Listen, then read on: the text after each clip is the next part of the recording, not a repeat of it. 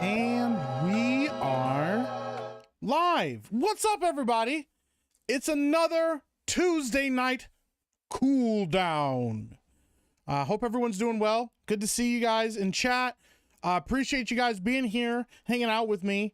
Tonight we're gonna, talk about a couple things. I'd like to just, spend time talking about things. If you guys have specific topics you'd like to bring up, anything that you guys saw that you'd like to talk about, I'm always down for it. We got a couple movie trailers we're gonna check out tonight, and then if we're feeling it, maybe we'll play some games or something. Maybe I was thinking about doing more Sleeping Dogs because I've really been enjoying that game. I also thought about maybe Call of Duty, but I don't know. We'll see. We'll see what we get to. I'm not gonna stress about it. We try not to put a lot of pressure on these evenings. We just want to chill and hang out and see what comes up. That's kind of how these go. That's why we call them the cool down. I mean, we still get ramped up a little bit, but it's it's different. It's just fucking different. So, all right, we're going to catch up on who's in the chat. Say hi to everybody, and then we'll go from there. So, starting first in the chat, King Deplorable.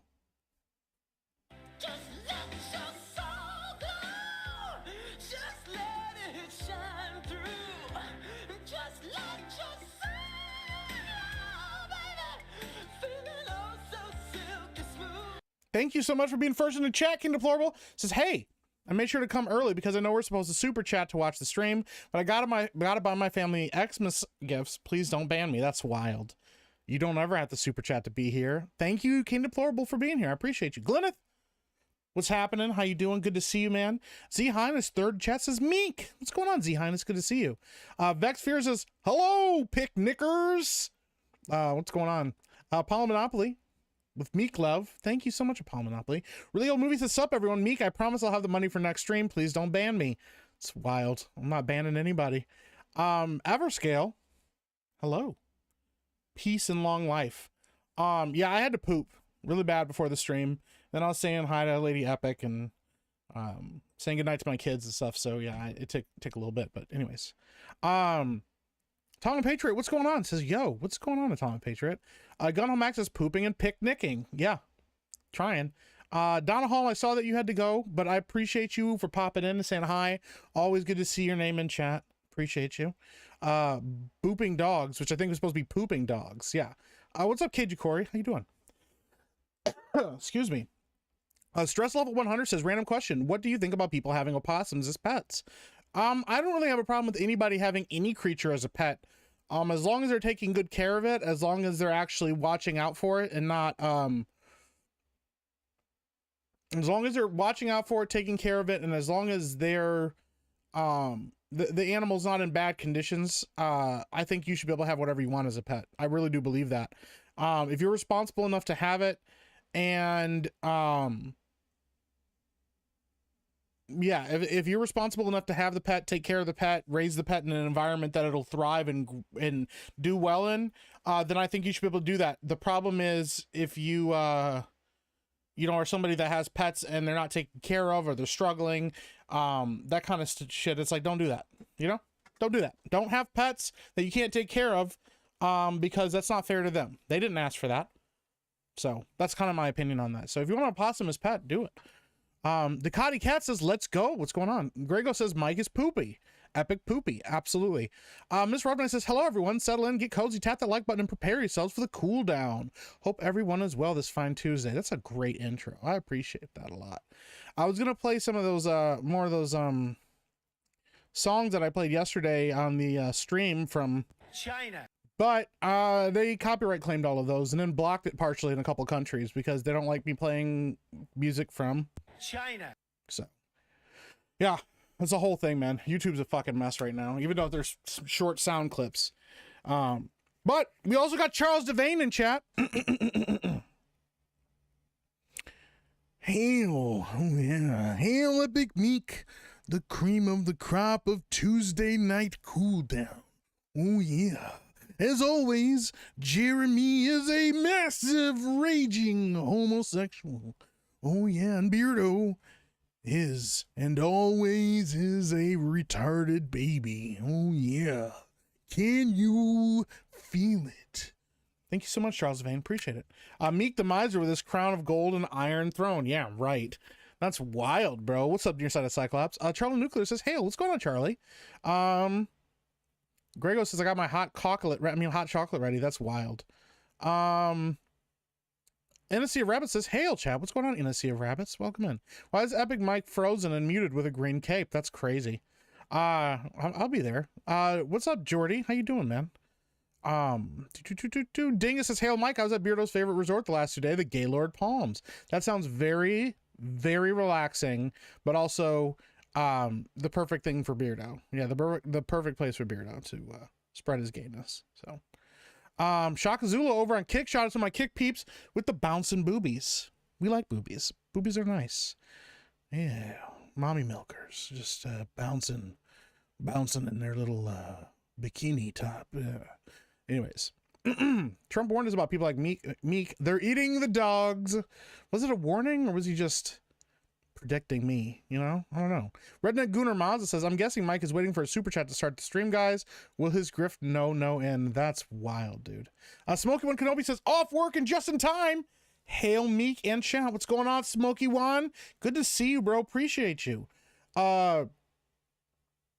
Golden Nugget says, I was kind of not really paying attention to Tuesday night's main event tonight as I was trying to download a mod pack for Skyrim. One click install my ass. What mod were you trying to download for Skyrim? I ended up, dude, I did a whole thing with Skyrim last time I played it where I got the whole mod manager or whatever it's fucking called, and I downloaded like a shit ton of mods and organized them and all this stuff, and then the fuck game, new game came out. And I was like, man, I have all these other games that I'm playing right now, and Skyrim was going to be one, but now I got to uninstall it to make room for this other game, and I uninstalled it, and I haven't like reinstalled it since. But yeah, Skyrim mod shit is wild, and it's really cool, but it's also kind of frustrating, like, to get started on, man. Kind of burns out after a while. Aaron Wolf says, anyone spare some change so I may partake in this grift? You can partake in it for free. I appreciate that you're here. Arriving late is a genius grift stratagem. That's crazy. I was taking a shit, man. I'm sorry. I apologize. I was pooping. Martin Vasquez says, let's go. What's up, chat? Wasn't expecting Epic Mike to get on so quickly. Yeah, I try to get started as soon as I can. If I didn't have to shit, I would have got started like 20 minutes earlier. So Frank the Tank says, muted. Damn it. How high is the paywall tonight? As high as your eye can go. Or something. I don't know. Winter Wonderland Ferguson says, hello. Hey, what's going on? And King Deplorable says, sup again, folks. He's waiting for 100 viewers to make an appearance. Grifting 101. That's not a thing. I would not do that to you guys at all. It could be 20 people in here and I would still start the stream because I appreciate you guys and like hanging out with y'all. So, nope, never has to be a specific amount of people here for me to get started. Hold on, let me make sure I got, okay. Yeah. I'm just kind of pulling up some stuff to talk about, and make sure that I have, everything that I want to talk about here. I just don't know. There's like a weird thing going on right now. So like last night, or yesterday, Sony released the first 8 minutes of, Kraven the Hunter, their Kraven the Hunter movie. It looks like shit. And then,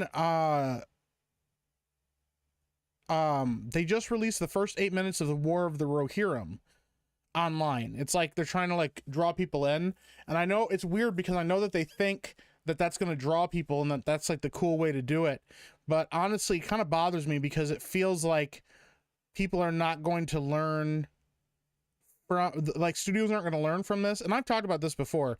It just feels like a lot of studios and movie studios aren't going to learn from this. They're going to, like, obviously you want to hook people with your movie premise early so people like feel like they're invested in your movie, but it feels like, okay, well, if we make the first 10 minutes like really interesting, or we make the first 10 minutes something that's going to draw people in, then we can like release that to the public to get them interested, and then it doesn't really matter what the rest of the movie is like because, you know, people are already excited to get in there and see what happens. I think that that's very disingenuous. And I think that that's really weird, and I frankly don't like that. I don't like that kind of attitude. I don't know, it kind of bothers me. But yeah, I mean, it is what it is. So, all right. Let me see everybody else. D-Mad says, well, fancy meeting you all here. What's going on, D-Mad? Welcome in. I can't count which one I was, so I'll just say 50th. That's funny. Tom Pager says, what is a movie? It's a cow on Compound V. NSC of Dragons says, Sleeping Dragon Age Grift Force 5. That would be a pretty good game. I'd play the hell out of that. Z Highness says, the hairiest of them all. So I went to go use that title, and I fucking forgot to put it. That was originally what I was going to call it, is the hairest of them all, and I forgot. You know, I might still fucking do it right now. I'm just going to change the title right now. You know, that, like, it feels like a lost opportunity. I didn't think about it until I was shitting on the toilet, and I was like, fuck, that's a perfect title name. But I forgot. It's too late. I already didn't start on it. So let me go change the title right now. Let me change it right now. Well, look at this. The hairest of them all. There we go. I fixed it. Anyways, when have any of these streams been chill? My streams are always so chill. Literally the most chill streams you've ever seen. So Golden Nugget says, Ben Sisters tonight was wild. Can't wait for Beardo's mom to show up, right? Jesse A. Mola says, good to be here, but even better to be chilling with Epic Mike. Well, thank you so much, Jesse. I appreciate that. Yes, but I have signed on to it, and I haven't signed on to it in years. I would come back, though, for you guys, Mrs. Rough Knight. Oh, what are we talking about? Hold on. Oh, X. Because, yes, Miss Rough Knight is over on X now. So you can go follow her over there on X if you like. And Mr. Rough Knight. Let me see here. The Horror Host says, is it strange that I want to see G&G crew play a Civilization game? Imagine it would be a total dumpster fire, though. That'd be kind of funny, yeah, to try like a Civilization game and see how quickly it like it devolved into just absolute pandemonium and us just trying to murder each other and wipe each other off the planet. I think that'd be kind of fun. Let me see here. Trying to go through, I'm also trying to pull up some articles here that talk about I think I'm almost caught up here. I don't know. Anyways, all right. I don't know. Pooping seems crappy. It was crappy. It wasn't a great poop. So you just enabled Krista to get a possum. I did. Yeah, she's welcome to have a possum. We just have to teach her how to properly care for it. I'm gonna try not to accidentally cause any giant arguments this time. You're always fine. Bring your opinion in here. I always appreciate good discussion between the chat. Spartan's Bar says, don't listen to Mike. I was late on the super chat. He banned me and stripped me my membership. I would never do that. Bmo Gooder says, sup? What's going on, Bmo Gooder? Good to see you. All right. Some pets can't be tamed. A grown orangutan will beat up their human master. That's true. But they're a lot less violent than chimps. Chimps are fucking brutal. Bite your balls off, scratch your eyes out, all that kind of stuff. And they typically are known for, instead of just trying to kill somebody, trying to torture them and leave them maimed. That's what they do. Instead of killing, they're a lot of times killing people, they maim them instead and leave them in like terrible conditions. So they almost like have to suffer with their existence. It's wild. Bimo Gooder says, I watched the first 8 minutes of Craven. It was mad, but the comment section is gold. Yeah, it's like, what the fuck is this, guys? Like, I get what you're trying to go for, but it's just like, I don't understand, man. Get your tickets for Orlando MegaCon if you're going. Yeah, I need to get on that. I actually got to figure something out for that. I do want to set a goal for that at some point. An actual grift goal to raise money for MegaCon. Just to pay for the tickets and stuff, because shit's expensive. It's even more expensive than it was last year. That's something we'll figure out, though. You know, I try not to grift you guys too much, actually, in real life. You know, you guys make fun of me for grifting all the time.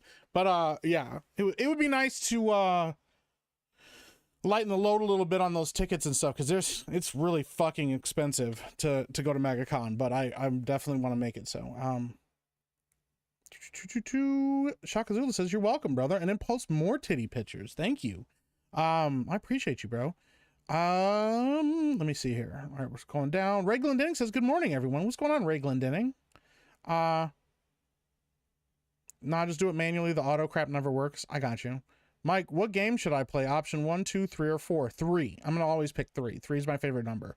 Mike, thanks for always working to put me over the wrestling stream on Tuesday night's main event. I appreciate you keeping it alive. Hey, I am seeking the way, dude. I think it would be a great time. I think wrestling fans have been asking for it for a long time. Gate to Sovereign Garden mod pack, 1,500 mods. I'm gonna have to check that out. That sounds rad. I think a lot of people have been wanting that wrestling stream. I think it'll go really well. There's a lot of people in Geeks and Gamers and in our, you know, like adjacent circles that are really into wrestling that I would think would be great for it. Stuttering Craig, Arudai, me, Jay, maybe if Jay's interested in doing it, you know, Jeremy, a lot of those guys would be great to bring into this because we've been fans of wrestling for a long time. There's a lot of history there.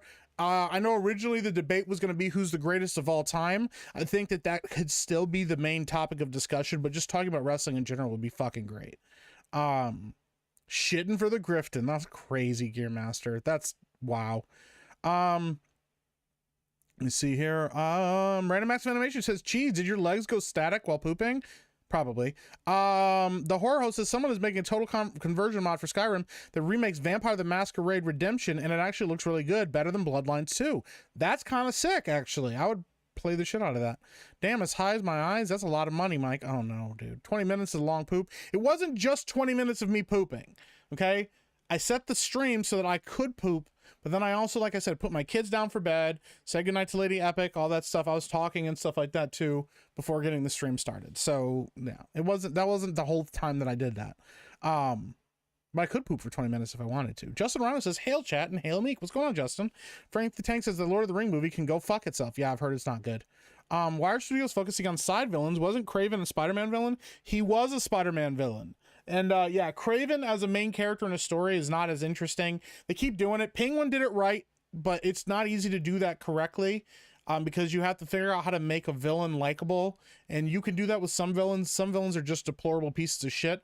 Penguin did it really well because Penguin is a deplorable piece of shit, but they did it in a really unique way because you're watching it from the eyes of a character, Victor, I think his name is Victor, the guy that helps him, and watching them work together and watching this kid's, you know, watch this story play out and then watching these other criminal scumbags kind of fight it out with each other and stuff.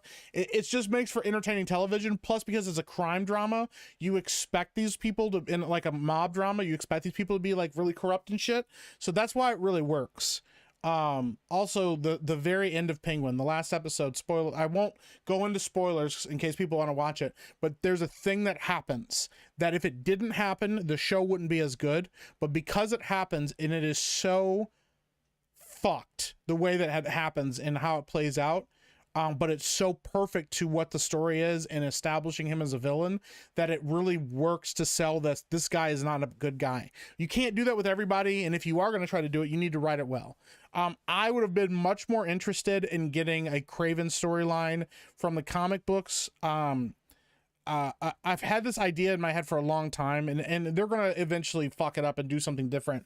But I really would have loved to have seen like Spider-Man 4 with Tom Holland Spider-Man specifically. This is a way to reboot him in a way that makes it feel like he's Spider-Man that proper.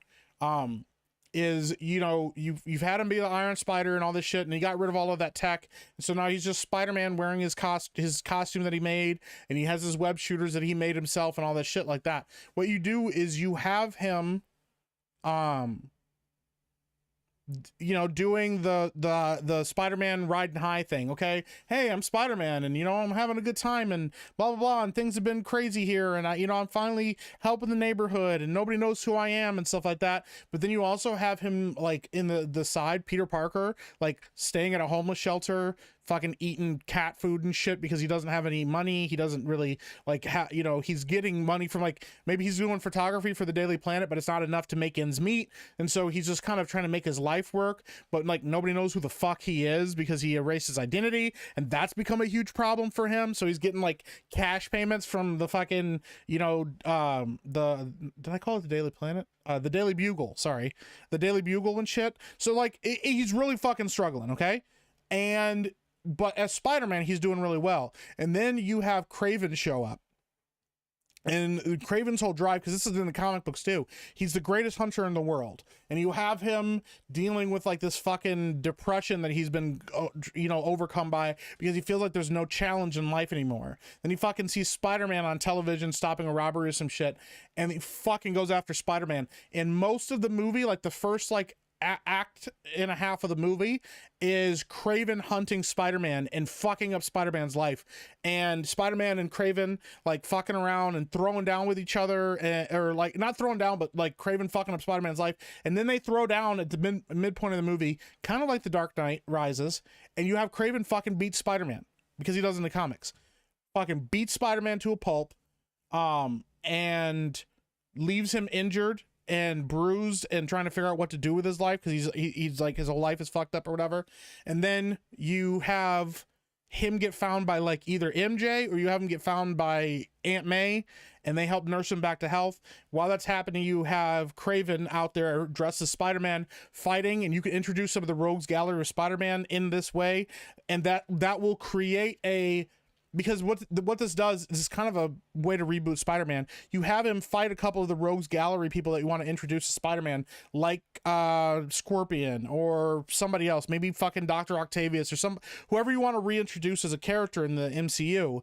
And you have Kraven fight them and fucking brutally beat them into the ground, and like treat them not like Spider-Man would, but like Kraven would, okay? Creating enemies of these people, because they don't know it's not Spider-Man. They think this is Spider-Man, and he's like turned a new leaf and he's hurting people now, okay? Spider-Man gets back up to new, you know, full health.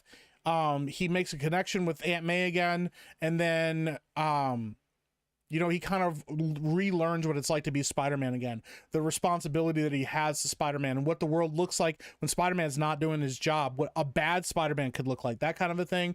You have him fight, he beats Kraven at the end, but you have him defeat Kraven, and then I think personally, because it's in the comic books, in that storyline, Spider-Man shows up and beats Kraven, and Kraven's like, fuck, well, I beat you already, man, and you beat me, and I get it, but like there's nothing else left in life. He fucking kills himself.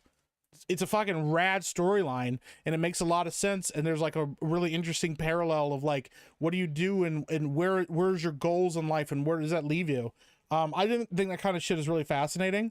But they're obviously not going to do that. That's a free idea that I just fucking threw out to Disney to do with their own fucking IP, but they won't do it because they're cowards and they don't know how to write. So, all right. Anyways, that's my idea for a Spider-Man movie with Kraven, and that's how you sell Kraven as a really good villain. So, Meek and Seth were great guests on Sunday. Well, thank you, Z Highness. I appreciate that.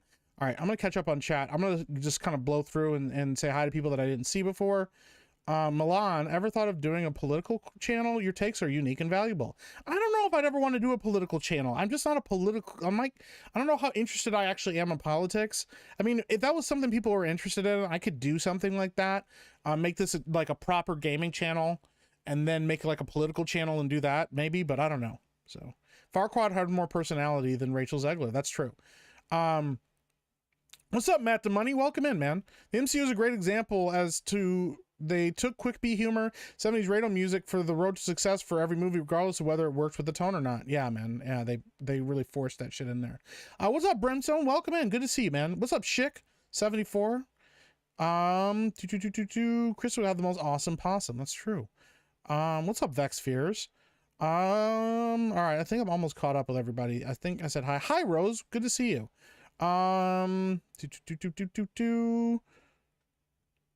Oh, Tom Patriot, man. Hey, have a good day at work. Sorry that I missed you in chat, because I know I was talking a lot. Apollo Monopoly, thank you for the gifted membership.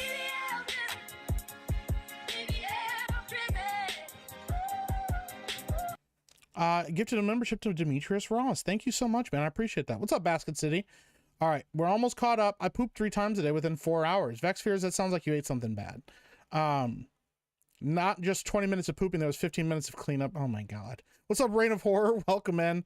Try Eternal Forgotten Torque's total mod conversion of Skyrim. Totally new universe, new gameplay system, and the story is top tier. Eternal Forgotten. Okay, I'll try to remember that. I'll check it out. Stories, not Torques. Okay, Eternal Forgotten Stories. Okay, I'll have to check that out. I was happy with the Indian Penguin. Yeah, I was too. I have not watched, Brian, I have not watched Stargate. I am behind on Stargate. That is on me. It's something I have to watch. I have so many things on the fucking list of shows and TVs that I have to watch. I will try to catch up at some point, and Stargate is definitely on my list. That's for sure. So I'll work on it. The Penguin finale was a mind blower, dude. It was so fucking good. It was so fucking good, man. D-Man says, congratulations, you chose option 3. You picked Prehistoric Kingdom, a zoo builder game for extinct animals where the models are accurate based on the latest research. Fuck yeah, man. I love that. Cat food is more expensive than people food? Is it really? Yeah. I was hoping No Way Home was going to be a similar, except instead the other Spider-Man. Tom gets disguised by Doctor Strange, befriends Harry Osborn, and Norman is a newcomer who hires Kraven to be in. That would be kind of cool, man. So Kraven just has a midlife crisis? Yeah, he does. That's literally what it is, but it's amped up. So it makes it really interesting. Thanks, Mike. You made a great Spider-Man movie that we'll never see. Yeah, you're welcome.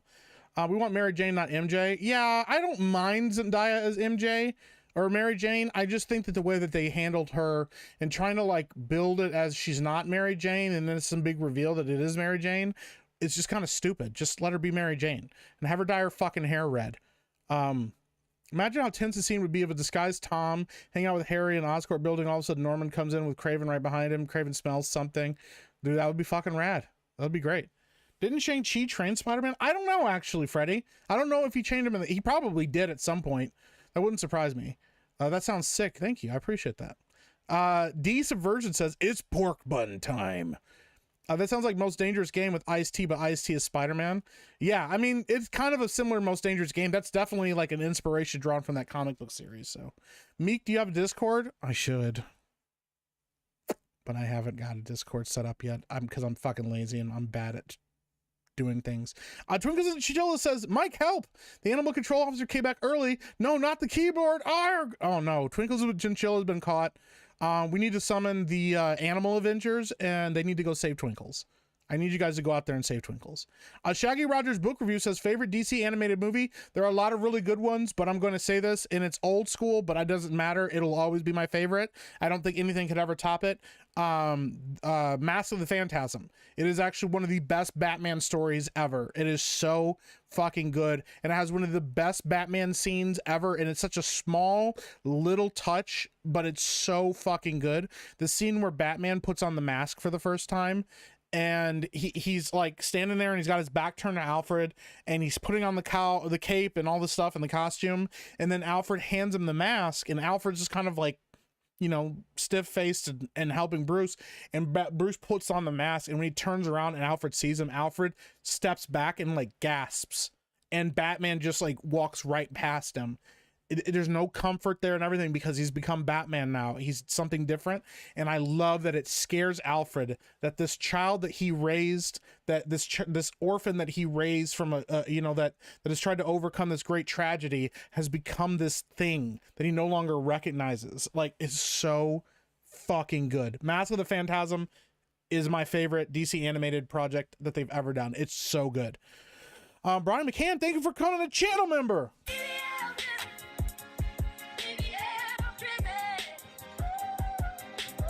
Thank you so much. What's up, Don Gaming? Welcome in, man. Shooting more sleeping dogs. Oh my gosh. I might play more sleeping dogs today. I don't know. You could be a sidekick for a political channel. Not to diminish your skill, but for something like that, you don't need to be the main character just as long as it's not with Jeremy. I would love to... dude, I would co-host anything. Like, I have a lot of fun co-hosting. It's nice when the pressure isn't on me to have to handle the logistics of certain things. I don't mind it. I like running my own channel. Part of the reason I haven't got around yet to having a guest on and stuff like that is because I enjoy interacting with you guys without the interruption of other people here. It changes the vibes, it changes the rhythm when I'm playing with other people, when I'm doing Discord and stuff with people, because I'm trying to entertain somebody one-on-one. Like you're spending one-on-one time with somebody, or you're spending direct time with like a group of people who have direct access to you, and then I'm also trying to interact with you guys. It's part of the reason I like just doing solo streams, is because I can interact with you guys one-on-one. I can get behind on chat, I can go through, I can read all your guys' chats and stuff. It's a lot harder, and it'll be a different vibe, and it'll be a different cadence of things and interaction when I have other people on the channel or when I'm doing other unique types of streams like that. You know, me and Amanda, Daywalker Comedy, you know, we hosted our channel and we interact a lot with the chat, but it's a lot of us just shooting the shit with each other and then watching you guys respond to it and stuff. And that part of it can kind of get tough, you know, because I like interacting with you guys a lot. So in Daryl, Forgotten Stories. Okay.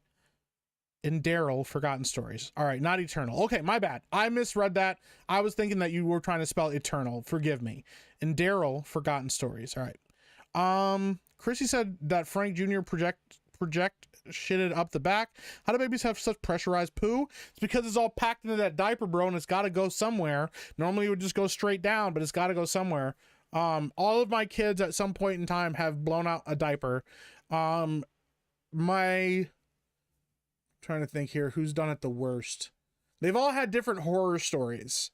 My son has shitted bad enough that it came out the sides. You know, and it all happens like really fast too. But yeah, he had it happen where it came out the sides. We had to cut him out of his pants. You don't even try to save the pants anymore, you just throw them away.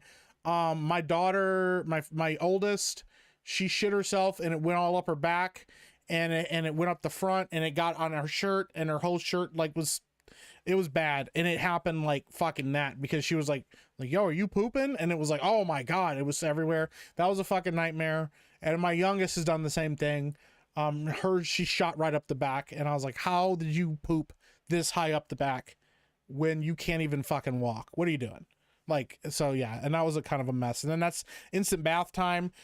We've had one time where we just took our daughter, we cut her out of her clothes and put her right in the bathtub, like with the clothes on, cut her out of the clothes in the bathtub because it's like, yo, this is poop everywhere, bro. It's time to just clean this all up. So yeah, blowouts are no joke.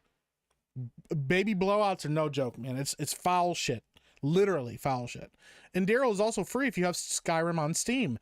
I don't know if I have Skyrim on Steam. No, I do. I have the anniversary edition on Steam.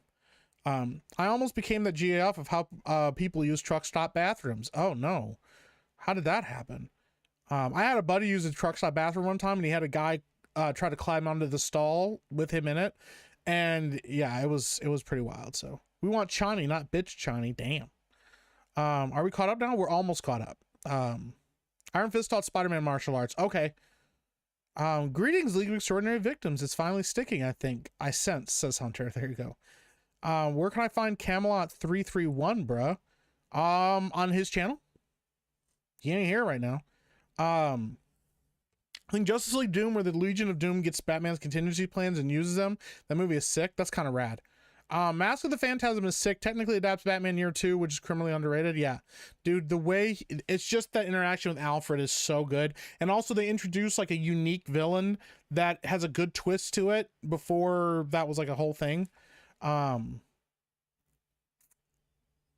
Monopoly, you haven't watched Mask of the Phantasm? It's really good.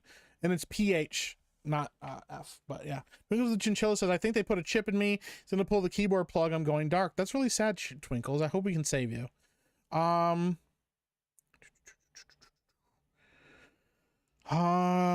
we go. A mean pick 6. Damn. Mass of Phantasm was a great one. Personally, I'm a John Constantine fan, so I'd go City of Demons. Nice, dude. Baby blowouts are common though. They can be. The Death of Superman will always be top tier. That's a good one too, man. Yeah. Beardo is a diaper blowout 2 times per day. Oh no, dude. What's up, Quantum? Says, oh, this is terrific. I shitted myself once on the way home from school. It was honestly traumatic. I shit my pants one time in high school. Wow. I shit my pants one time in kindergarten as a kid. I have never done it again since. Ever. Just never fucking done it. It's like I was so traumatized by that as a kid. I was like, I'll never do this. I'll never shit my pants again. What's up, Albert Rodriguez? Says, Mike, calm down. No, you fucking calm down. A poop cast? No, not poop cast. Oh man. Regardless of how a good martial arts, Iron Fist, or Shang-Chi is, none face up to Howard the Duck's quack fu. Yes, that's a literal thing in the comic books. I did know that was a literal thing. Yeah. Howard the Duck, man. And we're caught up. Meek's Diarrhea Blowout cast. TM. No, dude. I'm going to have a blowout. I ate too much dairy, says Rough Night. Oh, no, bro. Oh, man. I hope the best for you. That's rough. All right, we're gonna watch a couple things here that I think are important. It should be fun. Mostly fun to make fun of. But all right, I'm gonna pull this up. So the first thing we have is the trailer for Snow White. The Down Gaming Live says, I would keep your channel 80% one-on-one with your audience, 20% of your channel with more people. Yeah, either that or I'd have to make a separate channel that does like podcasts. Like maybe we'd make Afrocast its own channel that just does like interviews and stuff, and that's the vibe over there. And this channel stays this with us hanging out one-on-one. So Stress Level 100 says, change subject. Captain Kirk's judo chop was no joke. No, bro, Captain Kirk fucked people up, bro. I only shot myself once when I had hospitalized pneumonia. Never again. Never again. There's something fucked up about baby poop. No way it's created by humans, bro. I don't know, man. Thing is, says I've shit myself twice this year alone. Oh my god, dude. You guys are wild. You guys are out of control. Dude, just one night a week with guests. It's not a bad idea either. You haven't shit yourself since kindergarten. You must not have gotten that drunk yet, Mike. I don't drink. Because well, there's a lot of reasons why I don't drink, but one of them would be so I don't shit my pants. Yeah. Mike's do his video, my worst blowout, gone emotional. Oh no, dude. They should really wave the Snow White flag. Hey, I respect that. We're gonna watch this trailer because I have not seen it. It's got 100,000 over 100,000 downvotes and only 11,000 upvotes. And I have not checked it out yet, so we're gonna check it out. We're gonna react to it. We already know we're not gonna like it, but I think it's fun. And then I have another surprise. I've heard nobody talk about this movie, and I want to watch the trailer for it because it looks fucking terrible, but in a fun way. There we go. Snow White's trailer. I already fucking hate the music, bro. That's not how you start a Snow White trailer out. Dun, dun, dun. It's like, shut the fuck up, bro. Like, just start it with the fucking like music. Start it with the original Disney opening, the original Disney theme, all the pretty music. Lead up to something. Have some fucking class. This was my father's kingdom, a place of fairness, but the queen changed everything. Take him away! Your Majesty. What did you say? The people need some kindness. You know, I really don't remember you being this opinionated.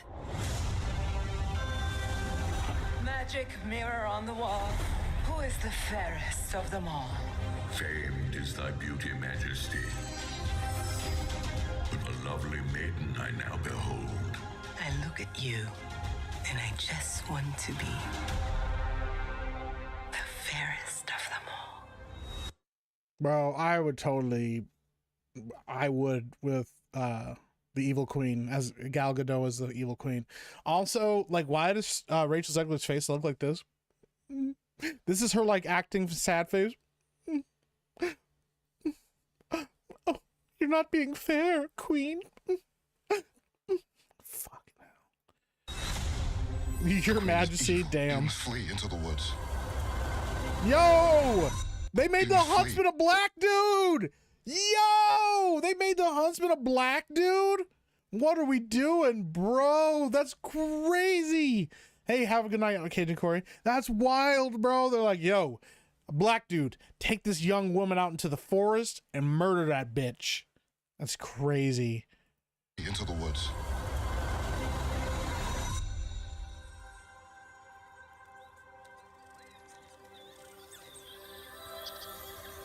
My parents always said this forest was a magical place. Oh, why is her hair? Why is her hair so motherfucking greasy, bro? What the fuck, bro? Why is her hair so greasy? Brother, what's that? What's that, brother? What the fuck? Look at her greasy fucking hair, bro. What the fuck?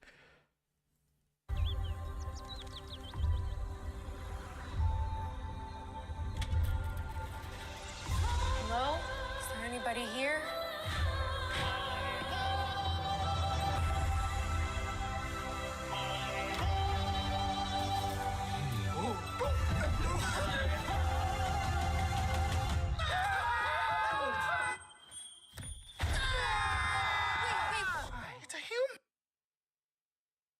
What the fuck did they do? All right, so I'm gonna say this right now. Remember, this was supposed to be Snow White and the 7 magical creatures. They originally had like other people playing these characters. They were not 7 dwarves. They were 7 magical creatures. So this stuff that we're seeing here is them going, change it! And they fucking had to change it back to make these people look like this. This is them having to completely rehaul and retool and redesign and reshoot this sequence because this was not supposed to be how it was before. Let me see if I can find it. Let me see if I can find the original behind the scenes photo of that. Yeah, here it is. This was the first set photo right here. Okay, let me pull this up. This is how fucked this movie is, guys. Like that this is, hold on. That's not even a good version of it. Hold on. Let me fucking pull this up again.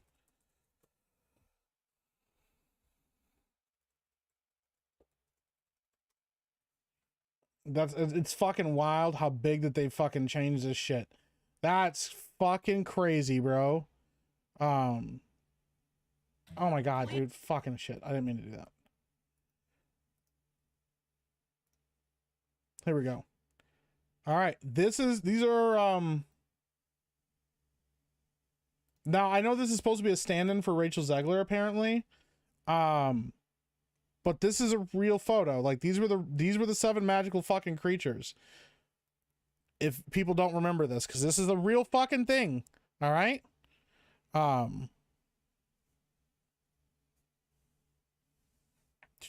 Did I pull it up correctly? There we go. Yeah.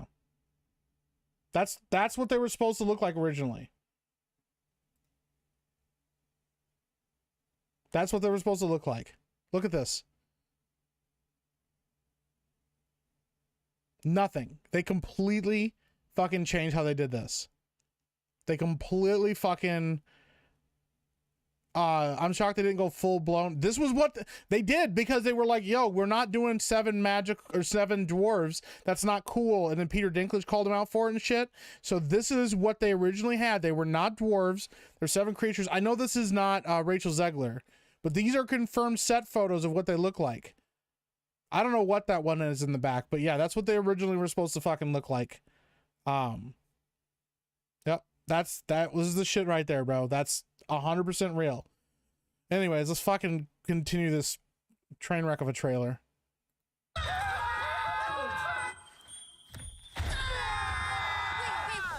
a human. What did you think I was? Nothing. Ghost. You'll be safe from the Queen here. The Queen stole everything from all of us. We're gonna need your help. It's time to restore our kingdom. Waiting on a wish, holding out for someday, hoping somehow, some way. Bro, I'm not trying to break this thing down like a ton, like, but like even this, hold on, right here, like you could tell this is like a shitty CGI set. Like, look how fucking blown out and like grayed out all the shit is in the back because it can't look, they have to make it look real, but also because they're trying to save on budget. They don't want to make like a full fucking forest, bro. For someday, hoping somehow, some way, there comes a miracle. Find Snow White. I close my eyes and see the girl I meant to This be. is our kingdom, and now we're here to take it back. You were saying. I'm sorry, my dear. Did I frighten you?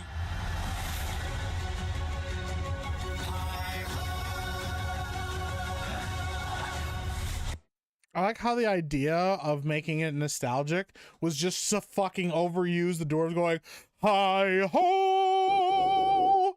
It's like, we fucking get it. They say hi ho. What the fuck are we doing, bro?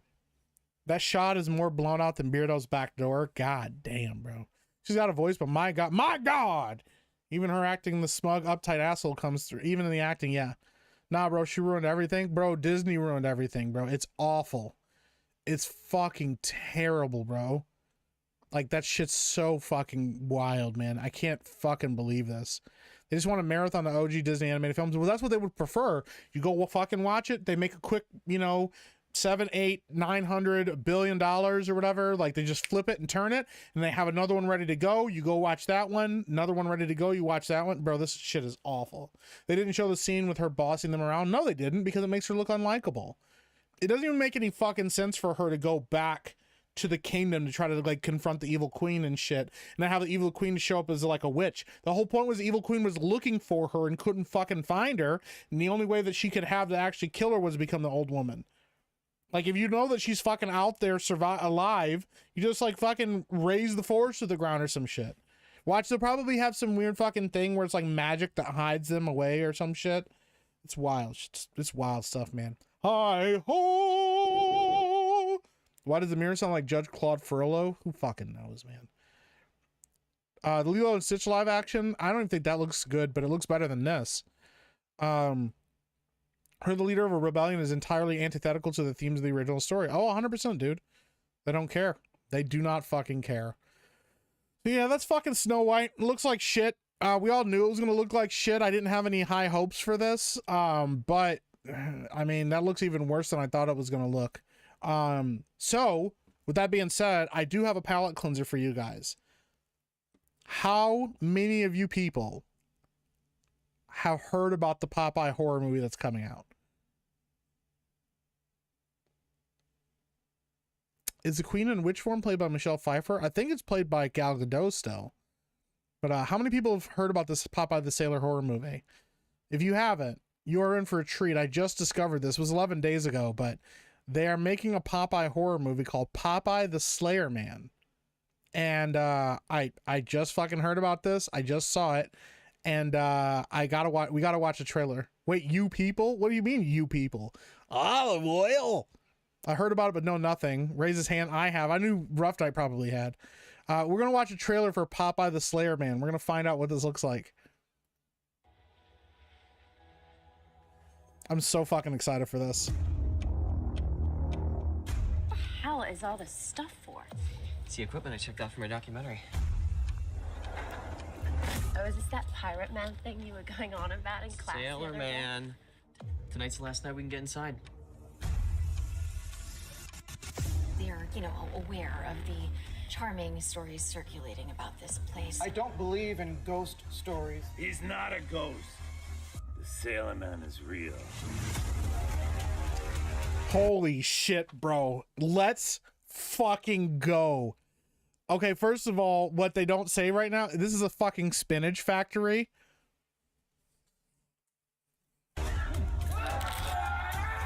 He doesn't take kindly to visitors stopping at his doorstep. If she's just doing some school project, then why won't she just pick the phone up? Oh, yeah? What should I do? She said they're going to be at the old candy factory, right? Let's go down there. Do you know why the factory closed down 20 years ago? There was a spinach contamination. A spinach contamination.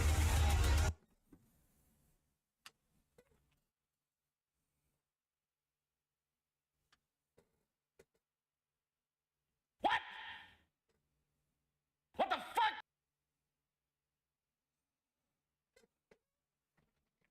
He's got gooner forearms. Do you even lift with your forearms, bro? Oh my god, dude. No, no, no, no.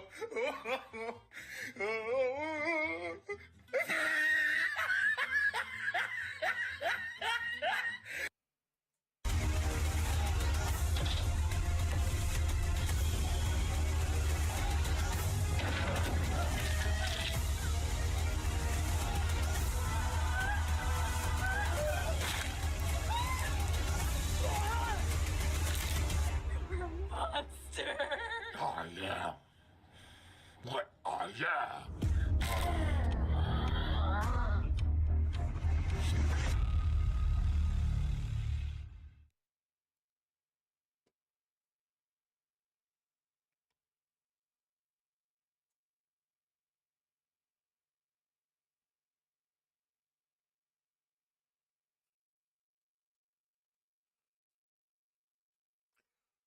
I love that he said it through the mask, and then instead of cleaning it up in ADR, they just left it with the I am what I am. Okay, there it is. Popeye the Slayer Man, bro. I'm gonna be honest, that trailer was more fucking entertaining than the Snow White trailer by leaps and bounds. He was supposed to say that would have been fucking great. Was the budget $10? That definitely had some budget, bro. That costume ain't cheap. There ain't no way that costume was cheap to make. That shit's wild, bro. Remember, like, these used to be jokes. Like, remember when SNL did like the fake Bambi trailer with The Rock? And people laughed about that. Like, this shit is real now. Like, this shit is actually legitimately really happening now. We've reached a level of like filmmaking that now, like, we're making the ironic fake horror movie films, and people are like, yo, the state of movies sucks so bad. Costume, all real gains. That's crazy, bro. That legitimately looks better than Snow White, was clearly made with a smaller budget but with far more care. Oh, 100%, dude. It's so crazy. I'll buy the popcorn if you buy the tickets. You want salt and butter? I just want spinach on my popcorn, thank you. That's wild shit. But yeah, there it is, man. I really did not expect that to be a thing, but it's a thing, man. Oh my gosh, it's fucking hilarious, man. But there we go. Yeah, Popeye the Slayer Man, bro. I don't know. It just shows, though, a lot of these indie budget movies that have been coming out and stuff, and low budget films and indie movies and stuff. The people are hungry to make good stuff. Like, they're hungry to make good, enjoyable things. And I support them for it. I mean, like, dude, we need that kind of attitude back in filmmaking. We're not gonna make good stuff. We're not gonna be able to rinse it without that, you know. So we're making a Pink Panther horror movie probably soon, dude. The Winnie the Pooh Blood and Honey films aren't too bad. Yeah, and we got Pooniverse, Monsters Assemble. Yeah, I knew that was gonna be a thing that was coming out at some point. They committed and didn't fudge it all with a $10 budget. Yeah, because they're hungry for it, bro. They really legitimately want this to happen, and they want to do a good job of it, man. I'm excited for it. So, yeah, dude. So it's pretty exciting. The last two like movie related things that I had that I wanted to talk about that I thought were pretty rad. One, we have on Christmas Day coming out on Robert Eggers' Nosferatu. I really hope this does well. It's kind of a remaking the original film. I don't think it's a shot for shot remake of the original film. I think it's just a retelling or a retooling of that. But Robert Eggers makes good movies. He did The Northman. He did did he do Midsummer as well? I think he did The Lighthouse. He's done a lot of really good films. You know, sometimes he misses. He also did, I think, hold on. Yeah, okay, so he's only done the 4 films that I thought he did. Okay, so The Witch, The Lighthouse, The Northman, and Nosferatu. Okay, he didn't actually work on the other ones that I thought he worked on. But yeah, and he's been killing it. People like The Witch, people like The Lighthouse. I fucking love The Northman. I have not seen The Lighthouse or The Witch. The Witch seemed really fucking scary to me, and I just haven't got around to The Lighthouse. But The Northman was fucking rad, and I'm really, really pretty excited about Nosferatu. So this dropped today. Nosferatu debuted on Rotten Tomatoes with a 95% from critics. Now, I know Rotten Tomatoes has really fucked their reputation, and so that doesn't mean a whole lot, but it's exciting that they already have people willing to talk about it. Typically, when studios aren't excited about movies or early reviews haven't done well, they hide those reviews, or they don't let anybody talk about those movies until much later down the road. The fact that people are talking about it already, and that they've let people see it, and that they've let like some reviews even pop up on Rotten Tomatoes, means that they're confident in what they have, and they're confident that they have another banger coming out. So that's pretty exciting, man. I'm looking forward to it. I don't know if they have an official trailer for Nosferatu yet. I know I saw a couple things about it. I think we watched actually an official trailer for it. Maybe? Hold on. yeah, I don't know if we watched the actual official. I think we watched the official trailer for it. Yeah. I'm very excited for it. I think the casting looks great. Apparently Chris Stuckman saw it and released a review for it, but I don't want to fucking listen to Chris Stuckman talk about a movie anymore. Yeah, this was a movie by Robert Eggers. It was pretty good. You know, guys, I don't really want to talk bad about movies anymore because I make movies now. Well, I made a movie. So I'm just gonna say, you know, it was good. It was a fun time. A lot of enjoyment to be had. So yeah, if you subscribe to my channel, go check out my my movie that I have coming out here. Go check that out. It'll be really cool. So thanks so much, guys. Chris Stuckman out. That's kind of the whole thing. So I don't fucking know, man. I was late and I thought I missed everything, but I guess I'm still on time. Hey, what's up, 7th Hokage? Yeah, man, absolutely. What's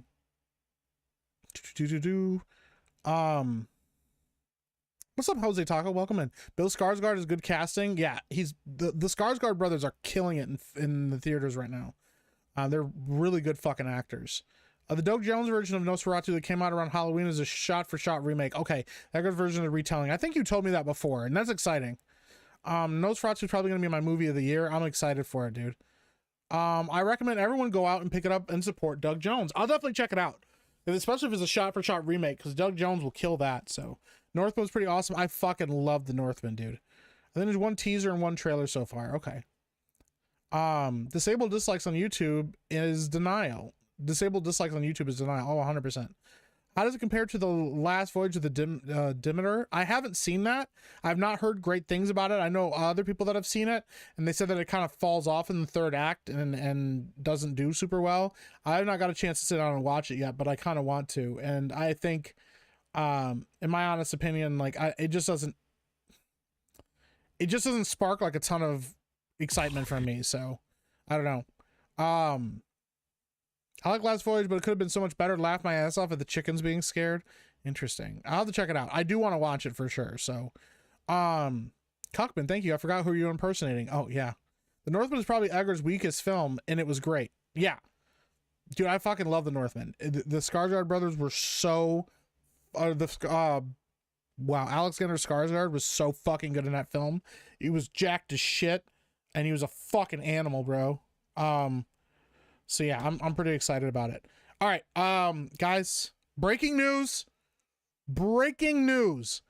39 minutes ago, our boy 1-800-DANKY dropped a new video. We gotta watch it. We gotta support Danky. Shout out to 1-800-DANKY. We gotta watch it. Here we go. Boom.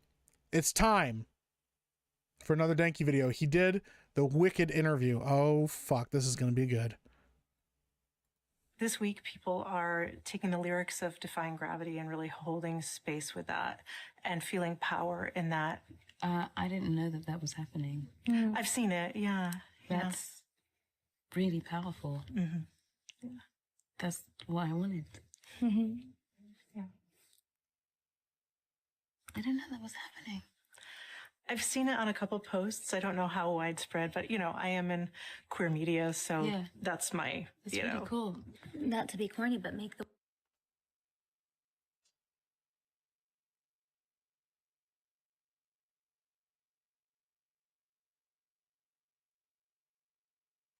Fuck. That's rough.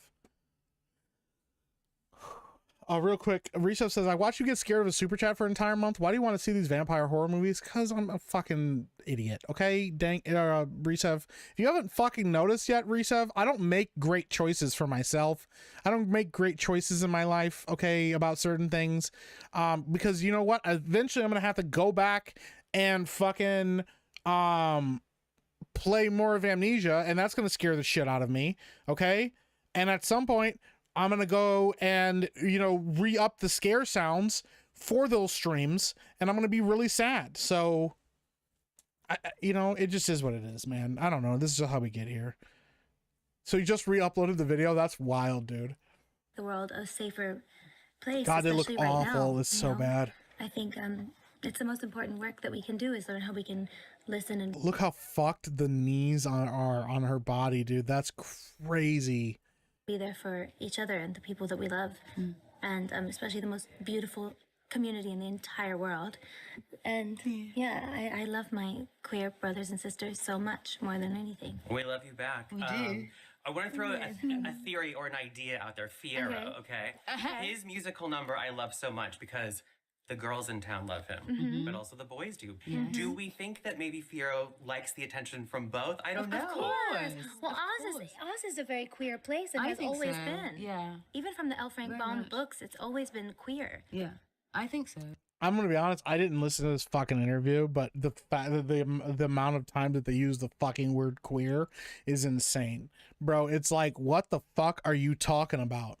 You know what? We'll fucking get into this rant in a second. Gay. I mean, Oz is just a celebration of uniqueness, and everyone is so beautiful in Oz, and I don't think it even is a conscious discussion or decision. Yeah, everyone is just so beautifully queer, and that roots all the way back to the L. Frank Baum books, where, like, literally the most commonly used word in the books is queer. Every day in the Emerald City. Because he meant weird, not queer, you fucks. Oh my God, what the fuck are you talking about? What are we saying right now? What the fuck are you saying? The most commonly used word is queer. The most commonly used word is queer. Obviously, he meant gay. Obviously, he meant gay when he said that.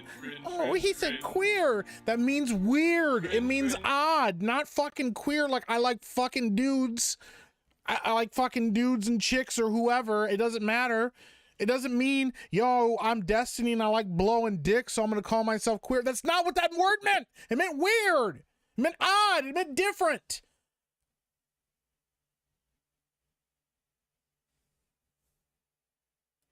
City is a pride parade. Oh my God, right? yeah.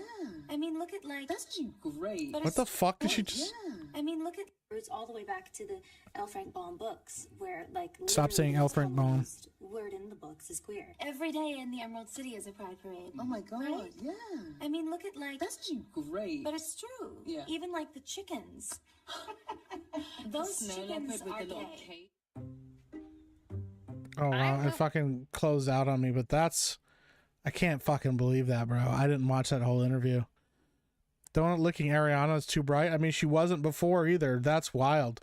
First of all, shout out to 1-800-DANKY. That shit's crazy. But also, like, what the fuck are we talking about, bro? What the shit are we talking about? Oh my fucking goodness, bro. Why are these people so fucking stupid? Oh my God, dude. I don't fucking understand it. God, dude, that's like, it sounds like they're on fucking drugs, bro. They're just fucking smoking something, bro. It sounds like they're completely incontinent and they have no idea what the fuck is going on right now to themselves. But, like, also, yes, to Danky's credit, that fucking looks real as shit. Like, they look so fucking skinny. We're gonna go watch the original one. Oh my God, dude. It's so fucking weird, bro. Is this it right here? This might be the one. I think this is the right one.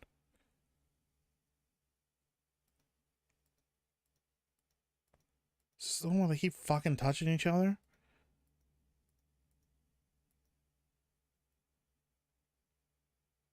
I can't even fucking find it. I don't even want to... I'm gonna be honest, there's too many of these fucking weird ass interviews. I'm not pulling this up. I'm not fucking pull up the original interview. I'm not fucking doing it. No, fuck that. I'm not gonna fucking do it. But bro, it's so wild, man. What the fuck are we talking about, bro? Every day in Oz is a bunch of people walking around talking about who they like to have sex with. Every day in Oz is about sexual preferences. Yeah, because Oz is a celebration of weirdness, of queerness. L. Frank Baum, it goes back to the L. Frank Baum books, which, if you know about Wicked, it's not an L. Frank Baum book. It's not based on his books. It's based on a different retelling of those stories. But, like, what the fuck are we talking about right now? And like, I just don't understand why anybody would think that this would sell this movie, except that that's what they think of theater people. Like, listen, here's the thing. I know I dated theater, like a theater girl. You know, I was in a theater appreciation class. I was never really a theater guy. I was always into movies and stuff, or more into movies and stuff.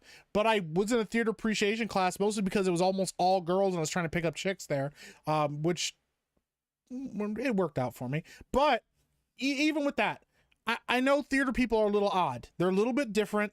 I remember the theater appreciation class. I didn't fucking go, but the theater appreciation class, they raised the money and they did like a fundraiser to get the money together so they could go to New York and go see Wicked on Broadway, bro. They actually got to go see Wicked on Broadway. It was fucking, they were so fucking excited about it and stuff. And a lot of those kids were weird. A lot of those kids were out there and some of them were fucking gay as shit. Some of the guys that were in that class, there was like 5 guys in that class. One of them was gay as fuck. And the rest of us were all just trying to hook up with girls. But a lot of the girls were odd and stuff. And there's nothing wrong with any of that shit. There's a lot of gay people in theater. It happens. But this weird fucking obsession with like the only people that can enjoy Wicked or the people that were promoting Wicked 2 is all about like queer people and gay people. It's borderlining on a weird fucking fetish of like, yo, I want to, like, you know, oh my God, there's so much gay. There's so much queerness in this story. And they're like, oh my God, yes, I love hearing about it. Tell us how much more the guys in Oz like to fuck each other. Tell us more about how the girls like to scissor. Tell us more about this. It's so important to us. And it's like, bro, nobody gives a fuck. And then to try to say and bastardize somebody else's work and say, yeah, L. Frank Baum loved it when girls scissored each other. Yeah, L. Frank Baum loved it when guys were fucking blowing each other's backs out. And that's his favorite thing when he wrote these stories, you know?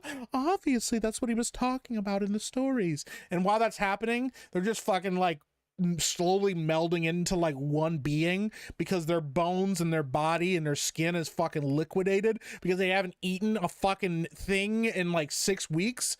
Like what the fuck are we talking about, bro? And that's the thing, like, you knew that was a thing in like theater and stuff, and it just didn't fucking matter because at the end of the day, you just wanted the people that gave the most shit about this stuff. These people are not talking about how exciting it is that a Broadway musical is getting more eyes on it, that a very popular play is finally getting its due in theaters, that it's a good adaptation, that the voice work sounds amazing, any of that shit. They're just focused on, yo, how many of these dudes are getting their backs blown out by Big Daddy, and how many of these chicks are fucking scissoring each other behind the scenes? And they're like, oh my God, every day in Oz is a fucking pride parade. And I'm just like, dude, what the fuck are you talking about? Talk about the shit that fucking matters. How are you getting these interviews? Except that the only way that you're getting these interviews and getting to ask the same fucking question, because if any other journalist was like, hey guys, welcome, I work for the publication Football Anonymous or Football United, tell us how much of the sports world is represented in your movies. And every time they did a fucking interview, they were like, yo, what's the allegory for sports in this film? They'd be like, bro, stop asking us this stupid fucking question. Ask us some real questions about the art and the quality of the story. Miss Roughneye says, I think that people kind of clean the Elphaba as an allegory for queer people since she's different and ostracized and rises above it, sort of, but there's 1,000 other Broadway icons. Well, that's the thing. It's like, she's not the only character that's like that. And they don't obsess over whether or not, like, she's gay. That may be a part of it. That's something that some people talk about. But it's one of those things, like, recently the obsession has gotten to a point where it doesn't even sound like, hey, I felt like, oh, you know, this was important to represent kids or whatever, the bullshit that they used to spew out before this. Now it's straight up like, yo, what is their sexual preference and how is that represented in this film? And it's like every fucking character these people play, you know, yeah, I think that character could be gay. In my head canon, I interpreted it as they really, really, really liked boobies and vaginas. It's really, you know, I just think that that's an important part of their character. And it's like, no, you just have to say that, because if you said, no, that's not really represented in this film, they'd be really upset with you and they'd write some kind of fucking hit piece on you. And it's fucking wild, bro. And I say that, And it leads into and kind of segues into the next thing that I did want to talk about that does have been getting a lot of criticism for some of the fandom and some of the shipping that's been going on. Arcane season 2. I said I was going to talk about it. I hadn't got a chance to get to it yet. But I think right now is the best time to talk about it because I haven't fucking talked about it yet. So yeah, if you don't know, if you haven't heard me talk about it, Arcane season 1 is fucking amazing. It's an extremely well-written show. It's I think it is in the top 10 best, maybe top 10, maybe top 20. Let's say top 10. Top 20 best seasons of television I've ever seen. I wouldn't say top 10. That's pretty high. Top 20 best seasons of television I've ever seen. I think it has one of the best season finales of any show I've ever watched. They could have ended it on season 1 and it would have been a wild show and just left it there. But it set such high expectations that the bar was so high going into season 2. And unfortunately, that's not fair. It's rare. It's actually very rare for television shows to elevate their product season to season in the second season. It's actually a very common trope. Season 2 drop off or sophomore slump. It's a term. It's a trope within television shows. People expect it. Sometimes you don't expect it, and you hope that doesn't happen. There are some shows that have risen above that and have just continuously put out stellar seasons of television. Some shows have learned what worked about season 1 and what didn't, and made better season 2s. That does happen. But a lot of shows don't. A lot of shows struggle, especially shows that have planned longer seasons of stuff. So I was hoping that Arcane season 1 could just be at least as good as season 2, or Arcane season 2 could be at least as good as season 1. And if maybe there was a little drop off, okay. But the biggest problem there was this was the last season. They said they were wrapping up the story in this. They said that this is going to be the end of this story. And so there's such a high bar there because you go, now you have to wrap up everything that you set up in season 1. And you have to establish it in season 2. And now the other thing that happens is now you have the eyes of League of Legends players who already were excited about season 1, but now are really expecting you to wrap it up and bring out answer fan theories, answer shipping, all of this stuff. One of the things that I've told people about in season 1 is that the main character Vi and one of the other protagonists of the story, Caitlin, are heavily implied to be interested in each other. Okay, they don't really ever go into a lot of detail on what their sexuality is. They don't talk about it. They don't make a big deal about it. There's a lot of flirtation between those two. They get very close, and it's not just all sexually like intense. There's a lot of emotionality there, and you could see that, you know what, if these characters are that way or lean that way, like, okay, but like you kind of go like it's so not as important as the rest of the story that even if something happens between those two, that it wouldn't be that big of a deal because they could kind of focus on the rest of it. So you go into season 2, and I'm not going to go into spoilers on season 2 for people that do still want to watch it or haven't watched it yet, but I will say this, it does not reach the same levels as season 1. It's really unfortunate. It's kind of a bummer. And the biggest problem of it is because I've seen some people say this, and I saw some people ask that in the chat too. Is this as bad as like Game of Thrones, or is it as big a fallout as Game of Thrones? No, but here's the reason why. One, this is an original story. I know that it borrows from the League of Legends lore. I know that it borrows from these characters' backstories, but they also take a lot of liberties with their own canon to tell these stories. Okay. It's not like Game of Thrones, because Game of Thrones is set up based on a bunch of books that already pre-existed. So there's already an expectation that they're going to follow the books, that they're going to adapt things in the books. And the biggest problem with Game of Thrones was not just the rushing. The rushing was part of it, but you already saw the drop off in the writing when they ran out of source material to adapt in Game of Thrones. That was always the biggest issue. It's like about season 5, they ran out of source material and they started adapting things for themselves. And the problem is they exposed that they were not as high of levels as at high of a level of writers as George R.R. Martin. That isn't people can say they don't like his stuff. He hasn't finished his fucking stories. Those are all valid criticisms. But the thing is, his world building and the things that were adapted from his books are some of the best television that has ever existed.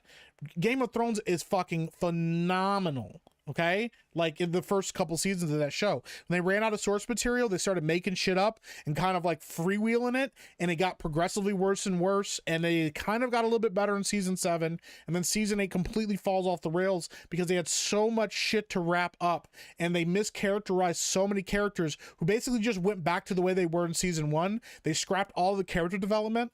That to me doesn't really happen in Arcane. What happens in Arcane is they have to finish out the season. They have a lot of plot threads they have to push through, and they kind of rush through it. And the way I described it is like there are flashes of brilliance that you can see in season 2 of Arcane that would have been great stories in their own seasons or in their own fleshed out storylines, but they blitz past all of that shit, and the connecting pieces of those flashes of brilliance is all garbage. The connecting points of all those stories, because one of the things that they do a lot in Arcane that makes it work is they kind of avoid low-hanging fruit. They kind of avoid going with the most obvious trope available to them, which I really respected them for. It's like they could really easily have just been like, oh, here's a thing here, or here's a thing there, or here's a small thing that we do a lot in stories, or that's really a common trope in modern writing today that they kind of avoid. Vi doesn't walk around emasculating men. When she gets fucking hurt, she needs help. There's actually a male character that helps her and has her back and stuff like that, but it's all rushed by so quickly. And the problem that I think a lot of people get frustrated with is and the reason that it's so that people get frustrated even with the Vi and Caitlyn storyline is it is very fucking forced at the end. It's obvious that they are like building to a relationship, but they just kind of hammer it in there. They're like, you know what, these two need to get to it. They fucking kiss in like early on in like season 2, and then they fucking break up. Spoiler alert, they break up in a bad way, which would have been a great thing to do in season 2. Maybe they start flirting with each other, maybe they get close, maybe they decide to be together, and then shit happens and they break up. And the way that they break up would have been really fascinating if you had time to actually plan it out and to actually earn that shit. But there's so much in season 2 that could have worked if they had fucking more time. I don't know why they hamstring themselves with a fucking season 2 and having to wrap it up in one more season. I don't get why they did that. And they force a lot of character decisions, and by the end they start just making things happen by going with obvious tropes, and you go, man, if you guys could have avoided that and gone with what didn't seem obvious, or you guys could have like had more time to flesh this out, this would have been a really great payoff to a storyline that you guys have been setting up. But instead you had to finish it off in one season, and you only have 9 episodes, which is not a lot of time. You know, especially because what they do in season 1, if people don't know, for season 1 is broken up into 3 acts. They don't tell you that, but that is how it's broken up. There's 3 episodes, act 1, 3 more episodes, act 2, 3 more episodes, act 3, which is part of why the pacing works as well as it does, is because they know what story they're telling throughout those acts and how to wrap it up and tie it into the next thing. In this show, the acts don't really even make sense because everything kind of has to flow together. And even with the things that break in between, the breaks don't really mean anything. They just kind of skip over certain things that happen, or they pick right up where they left off, and it doesn't feel like they actually earned any of the time skip that happens in between. And then you get to the ending and you can see what they're going for in the ending, but to me, even if you could see what they're going for, it's so wholly unearned at the end. It just feels empty and hollow, and it's such a drop off at the end from what season 1 is. I see why people are so disappointed in it. I think they are right to be disappointed. To say that the entire season 2 is dog shit, I think is unfair. I think that that's not accurate. Like when I watched Game of Thrones, I was like, holy shit, this is fucking bad, bro. Like season 8 of Game of Thrones is fucking terrible with stuff. And it's obviously they're rushing the ending, and they just kind of did shit, and they just kind of threw shit at the wall and was like, you know what, we'll make this work. And so in that, I can see why people felt that way because of the bad pacing. But the thing is, like, they had the opportunity to tell their own story here, and they didn't have to rush it. They had no reason to do that, and they didn't have to be beholden to any book. books. They didn't have any expectations of where the storyline needed to go or anything. They could have told their story the way they wanted to. And so for them to just wrap it up the way that they did in season 2 is really a big disappointment. So yeah, man, I think I gave season 2 a C-. That's just because there's parts of it that I enjoyed, and the flashes that I did see that I thought could have been really good would have been great in its own season arc. I think the show probably needed at least 4 seasons, maybe 5, to really tell everything that I wanted to tell, and they just didn't do that. They just ended it so badly, and it's just very frustrating. So yeah, that's my discussion about season 2 of Arcane. I know I'm probably gonna get it fucking lambasted in the chat right now, but we'll go through it and we'll talk about it, and we'll see what people think. So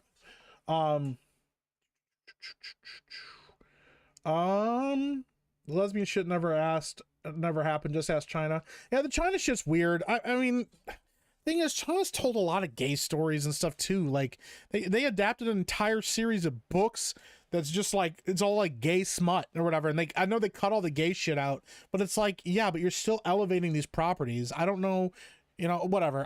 To me, the part that they cut out wasn't even the part that was that important to cut out. You could have left that whole section of the story in, because it's not even explicit. It's like, okay, cool, this is what they are. They could have ended that, and you could have implied that they were just friends at that point. It didn't have to. I don't know, them cutting that out like that was weird. Like, the more gay shit happens earlier in the show and in the season, and that stuff was the stuff that felt really fucking forced. So I don't know. I love season 1. I haven't watched season 2 yet. Over concerned of them fucking it up. They fuck it up. I'm sorry to tell you, man. Season 2 is disappointing. The Game of Thrones season 8 level, I think season 8 of Game of Thrones is far more disappointing because of how many good seasons we had of Game of Thrones. But Reach of the Cripple says X-Files had a banger season 2. I still need to watch X-Files. I wasn't allowed to watch it when I was younger. My mom said it was going to be too scary for me.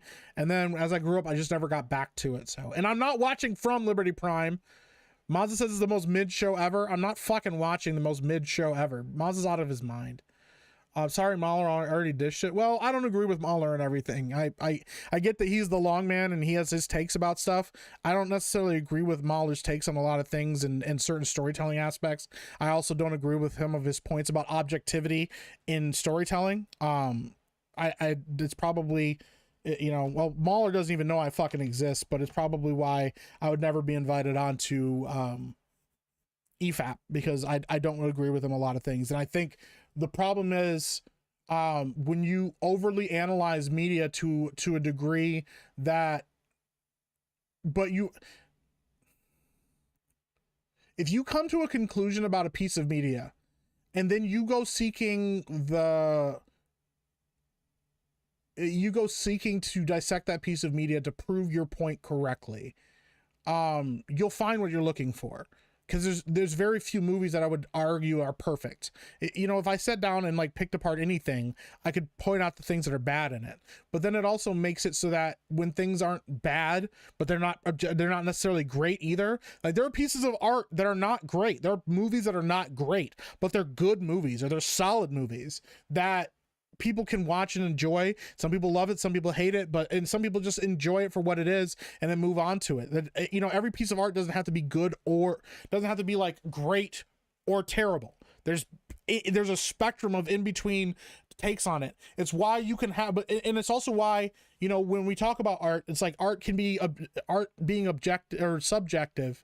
It's why people can watch something like The Dark Knight, which is, you know, arguably considered one of the greatest movies of all time, you know, or The Godfather, and watch that and people be like, The Godfather's dog shit, it sucks, it's a terrible movie, or The Godfather isn't any good, or Dark Knight isn't any good, and here's why. You know, it's why people can try to say that The Batman's a better movie, better Batman movie than The Dark Knight. That makes no fucking sense. Like, those attitudes don't. So I say that because I don't know if me and Mahler would ever agree on anything. I've never interacted with Mahler. But I've gotten in plenty of arguments with people that have gotten mad at me because Mahler's take disagreed with my take and told me that I was wrong because Mahler said that his take was right and mine wasn't. And I'm just like, fuck it, I don't know. So, you know, we'll see how it goes. I don't think season 2 was terrible. I thought it was okay, but okay compared to how great season 1 is a huge fucking failure. That's not what it should be. So, Windherd Wonderland Ferguson says, I tried to watch Arcane and kind of got lost after the flash forward. The stuff with the scientists and Jinx are great. Stuff with Vi and the police chick just bored me. Should finish though. See, I liked I didn't mind any of it. I kind of liked all of it. It felt like it was all building towards something, you know? Season 1, I think season 2, if they had just went with the storyline of Jinx and it being thrust upon Jinx, the legacy of Silco and her becoming a symbol for the underground and her being a symbol for the undercity, and rejecting that because she's kind of an agent of chaos and that's what she really wants, is kind of like just lash out at everybody because she's hurting.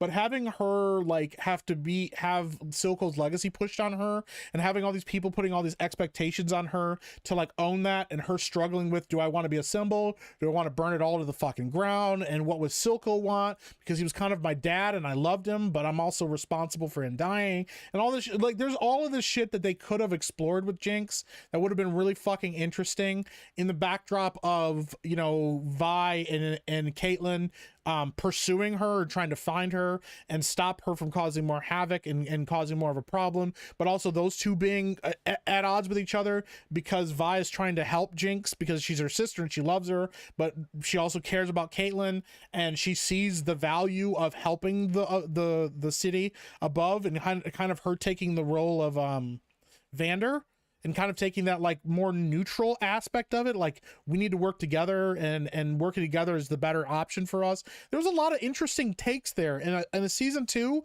where it's just playing with those themes, and then dealing with the fallout of what happens with Victor and the Arcane, and you know, there's a lot of things that they could have really worked on and focused on and built through season 2, going into like a third season where they get into more of the other stuff that happens in season 2, like, you know, with the timelines and the other characters like Echo and Jace and all that stuff. They could have done some really cool stuff with that. Like I said, they needed more time, and at the level of writing that they were doing, I think they could have really threaded that needle really well.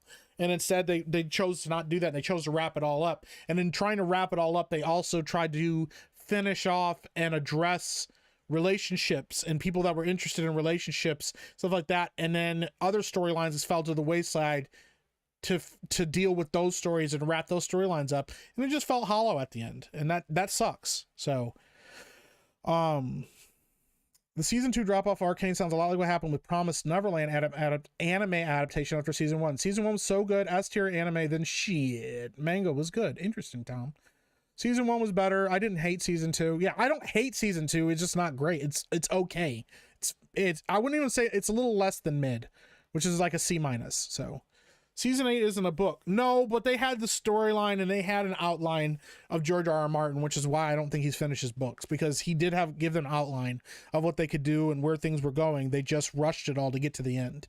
So rushing, they took over a year per season of Game of Thrones. Yeah, but the last bit of the storyline they rushed. They even knew they rushed it because the actors were like, yo, like, why are we doing this now? Like, we could have done this. We had plenty of time. They didn't have to finish up at season 8, and everybody was kind of shocked that they decided season 8 was the last season. So its ending actually makes early seasons almost unwatchable. I don't disagree with you on that. So I heard they're changing game lore now to match Arcane lore, and people are getting big mad. Yeah, that shouldn't happen. I think the interest in adapting fuck Xbox, I don't care. I think the games in the show should remain separate, and maybe with a little bit of crossover, but it's interesting just to explore those characters and explore those ideas and explore the lore of that setting and elevate your games with that, than to try to figure out how to make it all tie together and work together. Yeah, I don't think they needed to retool and retell and change the lore to make the games work. I think they could have left them separate to me. So Frank the Tank yelling at me again. What the fuck are you talking about? Season 7 was dog shit. People just gave it a pass because they thought season 8 would save it. Well, I mean, that's the thing. People, I thought, I didn't like season 7, but I know a lot of people thought that season 7 was better. I think that there are parts of season 7 that were building up to something that I think people expected to be better. I thought maybe they would try to thread this and figure it out and right the ship, but they didn't. Season 8 was even worse. So, they're women. How can they hammer it in there? God damn it. Winterd says, geez, I've seen a few shows and movies like that. It's almost more tragic to see little bits of greatness than it would to have nothing good at all. That's true. It would have been better for it to be absolute shit with nothing redeeming about it than to just fucking to have the moments that you can see where if they had just followed through with something, they could have been good. So there was a string of episodes that had girl bosses as the main story. I don't necessarily agree with that because I think every character gets a moment to shine in that show, and every character that's a hero character in that show is kind of a badass, and they don't ever try to like put them down because of that. Like there's a section where Vi is doing something and she's struggling, and normally in television, girl boss would just like get angry and grit her teeth and just fucking handle her business. She actually needs help. And like a guy shows up and helps her. A guy that is capable of helping her shows up and helps her. And they don't try to like dismiss him or treat him like there's something wrong with him or anything like that. You know, Vi gets in trouble. She needs help. Guys help her. Girls help her. Other characters get in trouble and need help, and guys help them too. I don't think there's anything so girl bossy that they ignore and think, you know what, man, they didn't need men involved in this at all. It's like, you know, even Ambessa, the female warrior, African warrior chick, has a male helper or like counterpart who's very fucking capable and who she lets handle business, and you know, because she knows he can fucking handle business. She doesn't ever emasculate him. They don't have any storylines where he's strapped to a chair and she's fucking whipping him, you know, while he's sitting in a chair with a ball gag in his mouth like they do other shows, like they fucking did in Penguin. They don't try to emasculate or put men in a position of weakness to tell the story about these other characters as well. So Hollywood is writing is empty and hollow. It's unfortunate, man, that's for sure. Legendary Scrub, thank you for the $10. That's a huge bitch. I appreciate you, man. Thank you. Hollow, it was empty and hollow like Savvy's pre-parkour bras. That's pretty fucking good. Holy shit. I'm already depressed there won't be a season 2. You mean a season 3? Sounds like the typical bait with first season switch with the second we get these days. I wouldn't say that it's a bait and switch. I just think that they made a really fucking stupid choice to try to end it at season 2. It just doesn't make any sense to me why they would try to end it at season 2 unless they got a call from on high that said they needed to wrap it up. That's the only way I could figure, is that they had a call from on high that said, yo, wrap this shit up now because you're not going to get a season 3. Apollo Monopoly says, shut up. You are built for EFAP? I don't think so. Yeah, Mahler thinks Ragnarok is good and that shit is trash. Yeah, Ragnarok's not good. I was shocked Mahler actually liked something. Firefly. Firefly is fucking phenomenal though. Firefly is a great show, but Firefly is one of those things that, like, if it had kept going on, would it have kept being as good as it was? I don't know. They probably would have had some stinker episodes, but Firefly is such a self-contained thing that it just kind of exists in this bubble of what could have been great because of how good season 1 is. And Serenity, I think, is a great movie. I think it's a great finish up to Firefly and what Firefly is and how Firefly plays out. I don't think that there could ever be more of that story. But part of the reason Serenity works is because Firefly is was so hampered by season 1. And also it has Chiwetel Ejiofor as the operative, and people have heard me talk about this before, but the operative is one of maybe my favorite villain in any piece of media.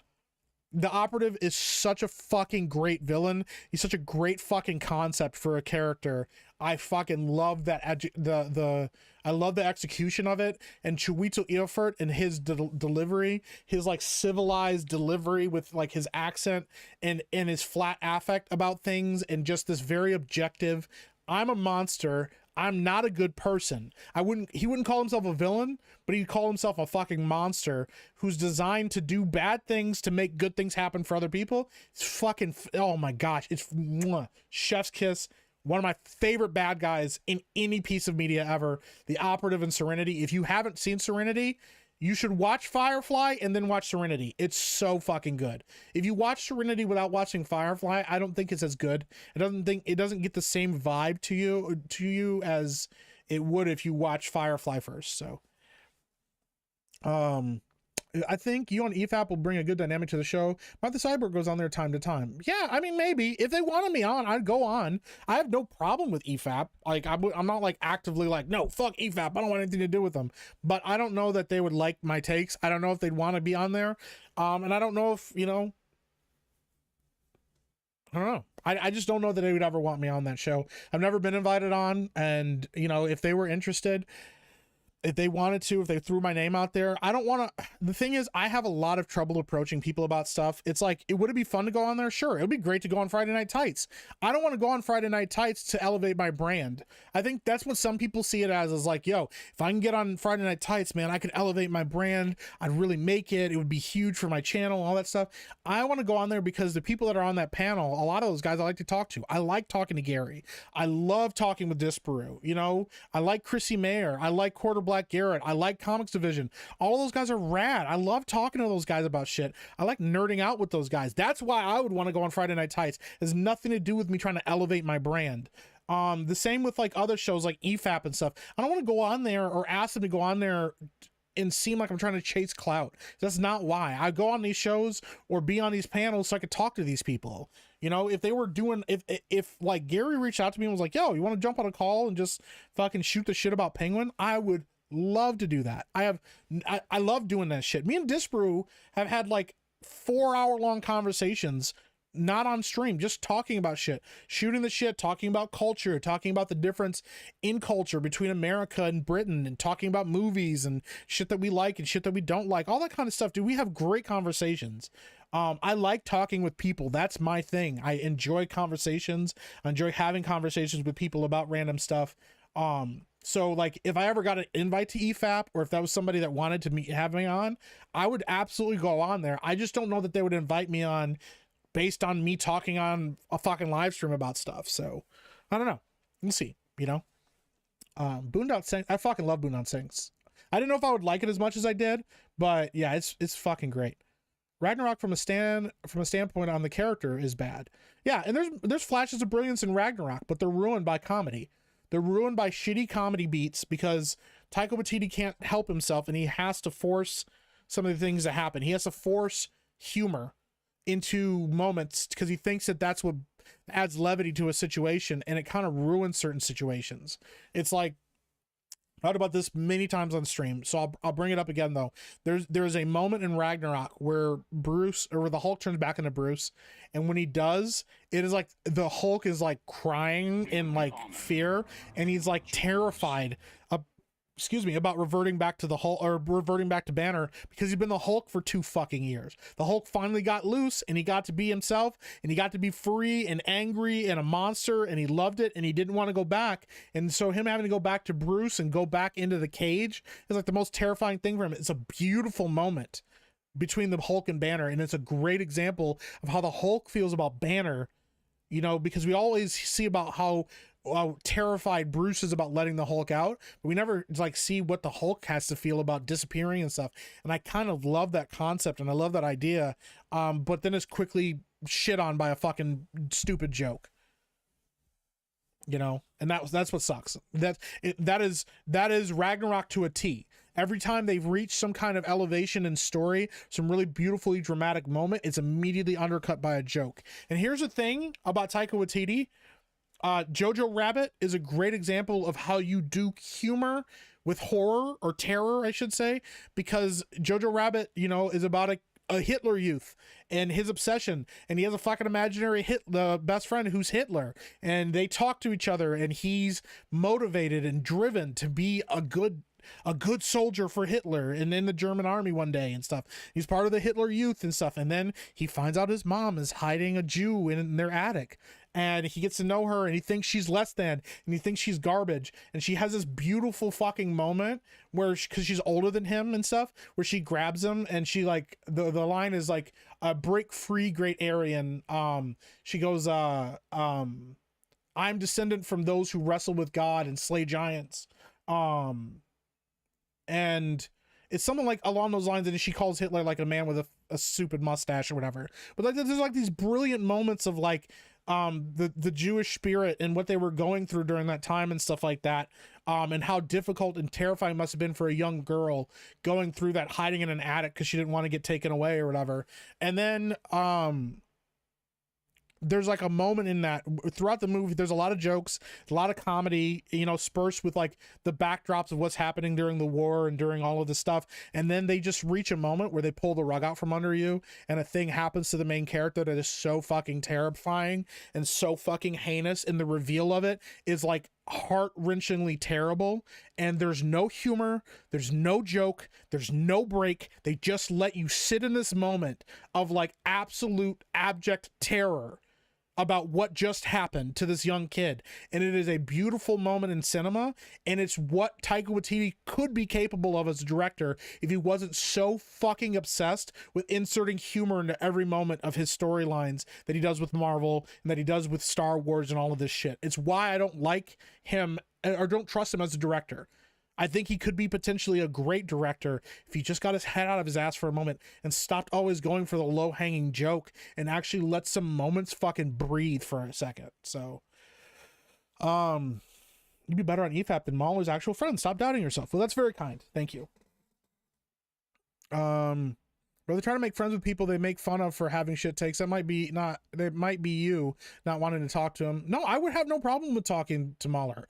I have no beef with Mahler. I just have never met the guy, and I don't know, because every time I've ever been talked to directly from, or like every time I've ever been interacted with somebody who talks about Mahler, they'd be like, well, Mahler doesn't agree with that take or whatever. So it just kind of sounds like me and him wouldn't necessarily agree on stuff, and I don't know how he reacts to people he doesn't agree with. I don't know what EFAP is like, because I've never sat down and been able to watch all of an EFAP before. So Mr. Puffa says, sup, Epic Mike, it'd be great to see you on EFAP and argue this point over analyzing movies. Well, that's very kind. Maybe one day, maybe. Like I said, I'm not opposed to it. So Batman Begins, the best of the Nolan movies. I think it's good. I still think The Dark Knight is better, for sure. You don't want to agree. That is the woke ideal where everyone is the same gender. Everyone agrees everything is gray. Yeah, I definitely don't want that. So a man that does 8-hour videos on films he hates respects all takes. Well, that's kind. Our Arcane season 2 is all build up and no finish. I would agree with that. Yeah. Remember Mike Mahler and Gary disagree so much on Deadpool 3 and they talk all the time. I didn't know that they disagreed on Deadpool 3. I haven't seen his take on it. So, I don't know. Like, that's the thing too. I don't know a lot about Mahler. I haven't interacted a lot with him. I've just interacted with people that know of Mahler or know Mahler's takes on things. So, and I, you know, disseminating information about what a person might feel about something is really difficult on the internet. So he may assume I may be assuming something about him that isn't true, and that I think that he would want nothing to do with me, you know, because I still run into people that, like, you know, like Yellow Flash thinks that Batman vs Superman is like one of the worst comic book movies ever. Me and Yellow Flash have interacted. I don't know if Yellow Flash would actually like respect my opinion on a film because we so fundamentally disagree about some of those things. You know, it's just hard to know exactly why or how people would feel, especially when you haven't interacted with them before. So there's only like one person in our sphere that I know doesn't fuck with me, and I don't fuck with them, and we don't interact at all.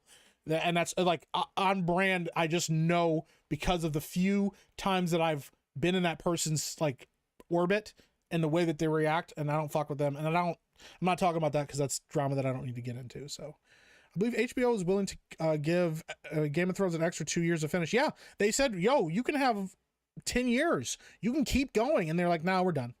And I still think that what happened is, I think that Disney offered them the keys of the kingdom, and they were like, yo, let's just take this and run.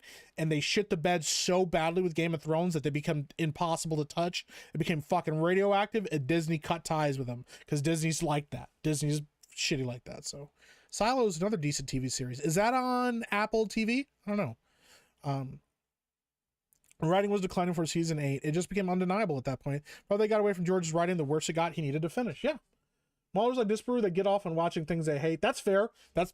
Disparu loves that shit, and I respect it. So, what's up, Trolley Bear? Welcome in. Says, hey, your furrow is awesome. How's it going, man? It's going good, man. I appreciate that. Thank you. I appreciate you being here. Shout out to you over on Kick, man. Fair point about girl bosses. Yeah, thank you. Rictus and Smeech were the highlights of Arcane season 2. Yeah, there's, like I said, there were some interesting characters in that. Will there be more League of Legends shows? I think that they've announced that they're going to do more. We'll see if that happens with how disappointed people were with Arcane season 2. So, Drakenwolf, oh, that's okay, buddy. Listen, I know YouTube doesn't always update people on what's going on. You're absolutely fine. I'll never give you shit for, even if you miss the stream or whatever. You always watch the playback. I always appreciate that. That means a lot to me too. You never have to feel bad, bro. You never have to apologize to me. So, Farscape was good too. I haven't watched Farscape. That's also on my list. So, Freaks and Geeks should have went for at least 3 or 4 seasons. I haven't seen that show either. Firefly is one of my favorite shows. Same, dude. It's so good. Hey, Mike Mahler likes Firefly and Serenity. There's a thing y'all both love. Well, there you go. If Firefly would have continued, Slither wouldn't be the same. Interesting. Yeah, I just don't know, man. We would have seen whether or not they could have kept going. Ragnarok, Sadnarok, that's pretty good. Slither's an underrated horror movie. I haven't seen Slither because it looks scary as fuck, but I've tried to check it out. Griffith is the greatest villain. Griffith is good. You're talking about that's the character from Berserk, right? I haven't seen Berserk. I know of that character because I've heard about that character talked about when it comes to villains. So, saw Serenity long ago. Never saw Firefly. I should go back and watch them in order. Yeah, you should. Draken Wolf. Firefly is really fucking good. You just want to have a good time and be entertaining. That's what I try to do. Yeah, I like Serenity anyway. Serenity is good, but when you watch Firefly, it makes Serenity so much better because of what Serenity was and what it represents. Like the whole concept of Serenity or of Firefly is that Malcolm Reynolds, Nathan Fillion's character, is like he was a rebel who fought on the side of the rebels and fought against like the Empire and fought against like, you know, the big man and lost. And so he was just this smuggler who was like fighting against the man the whole time and fighting against the establishment. And it was like this small, scrappy crew that just said, fuck the man and fuck the establishment. We're doing what we want to do and we'll find our way in this world. And that's kind of how the show exists. It almost embodies the very themes of the show, or the show almost takes on the themes of the writing, in that it's a scrappy little show that said like, fuck the establishment. We're going to gain such a cult following. We're going to gain such a love from our audience and from our fans and create such a like, a fucking, maelstrom of like love and appreciation that we'll get a fucking movie, a prime time big budget movie to finish this shit out. And they nailed it. They did a great job with it. It exists as such a beautiful moment in time and entertainment, and I just don't know that it would be the same if they had kept going the way that they did. Maybe they could have been good, maybe there would have been some moments that were really good, but I also think there could have been some really bad moments. But as it stands, it embodies what the show was about, in that it was just this scrappy fucking show that said fuck the establishment and fuck the man, and got shut down by the Empire, you know, by Fox. Fox aired it out of order, put it in a terrible time slot, and did everything they could to make sure that this show did not succeed, and it made no sense. So, Mike, you know they would help you with anything because they like you. Well, that's very kind. Notice how you didn't say he likes Ryan or Jeremy. No, you know what? I love Ryan and Jeremy. They're my people. I wouldn't have been with Geeks and Gamers as long as I have if I didn't like Ryan and Jeremy. I don't think agreeing with Mahler is a criteria to be on EFAP. It's about being able to defend your perspectives intelligently. I think I can do that, hopefully. The only reason I would create a channel is just to talk to others about nerd shit. That's always a good reason to start a channel, man. Mike, make a community Discord server already so we can post stuff. I know, I gotta get on it. All right, I will sit down and talk with my Miss Ruben Hoop, and she can help me get this Discord set up. I will get on it. I'll stop fucking farting around with it. So, Epic Talk, thank you. EFAP is very welcoming. I'll have to remember that. Thank you, Guinea Pig with a fanny pack. Good to see you. You have to force humor. It's not funny. That's true. Mike, you have knowledge. Nothing should stop you from sharing it, bud. Well, thank you. Some people take Mahler's takes as gospel, though. That's true. No, my God of War Ragnarok is what Mahler likes that shit. I thought you were talking about Thor Ragnarok. Okay, he likes God of War Ragnarok. Gotcha. I've only watched the gameplay of that. I haven't actually played it. I love God of War. Okay, I'm back. So rough night talking about Farscape. Well, there you go. I fucking love 2018 God of War. Here's the thing. I don't know that I would have liked it as much if I wasn't a dad. I don't think that it would have the same impact if I didn't have a son, you know, just a dad in general. But if I didn't specifically have a son who, without like growing up without a father figure and without growing up without a blueprint for what it means to be a dad to a young boy, I don't know that I would have resonated as much as I did, but I really resonated with Kratos trying to relate to his son and trying to connect with him and trying to be vulnerable with him, but also not seem like you're weak in front of him and stuff. I just really resonated with that storyline a lot, and I think it's expertly done. I think the gameplay itself is actually very good too. It's not like super crazy deep, but it's good for what it is, and the story that it tells is to me more important. It doesn't feel like a movie trying to have video game aspects. It feels like it has a solid gameplay mechanics, but what elevates it is how good the story is. And yeah, the storyline between Kratos and my gosh, Atreus is so fucking good. And yeah, it hit a little deep. It hit a little close to home with me. And yeah, by the end, like, yeah, I fucking was in tears, bro. It was so good. I love Red Dwarf. Stayed up, watched it Saturday nights, I think, when I was a kid. I haven't watched Red Dwarf either. That's a show that Disbrew recommended to me. The one show, me and Disbrew love talking about this show together, and it's so fucking good, is Darth, hold on, let me make, Garth Marenghi's Dark Place. Hold on. Let me make sure I got the right name.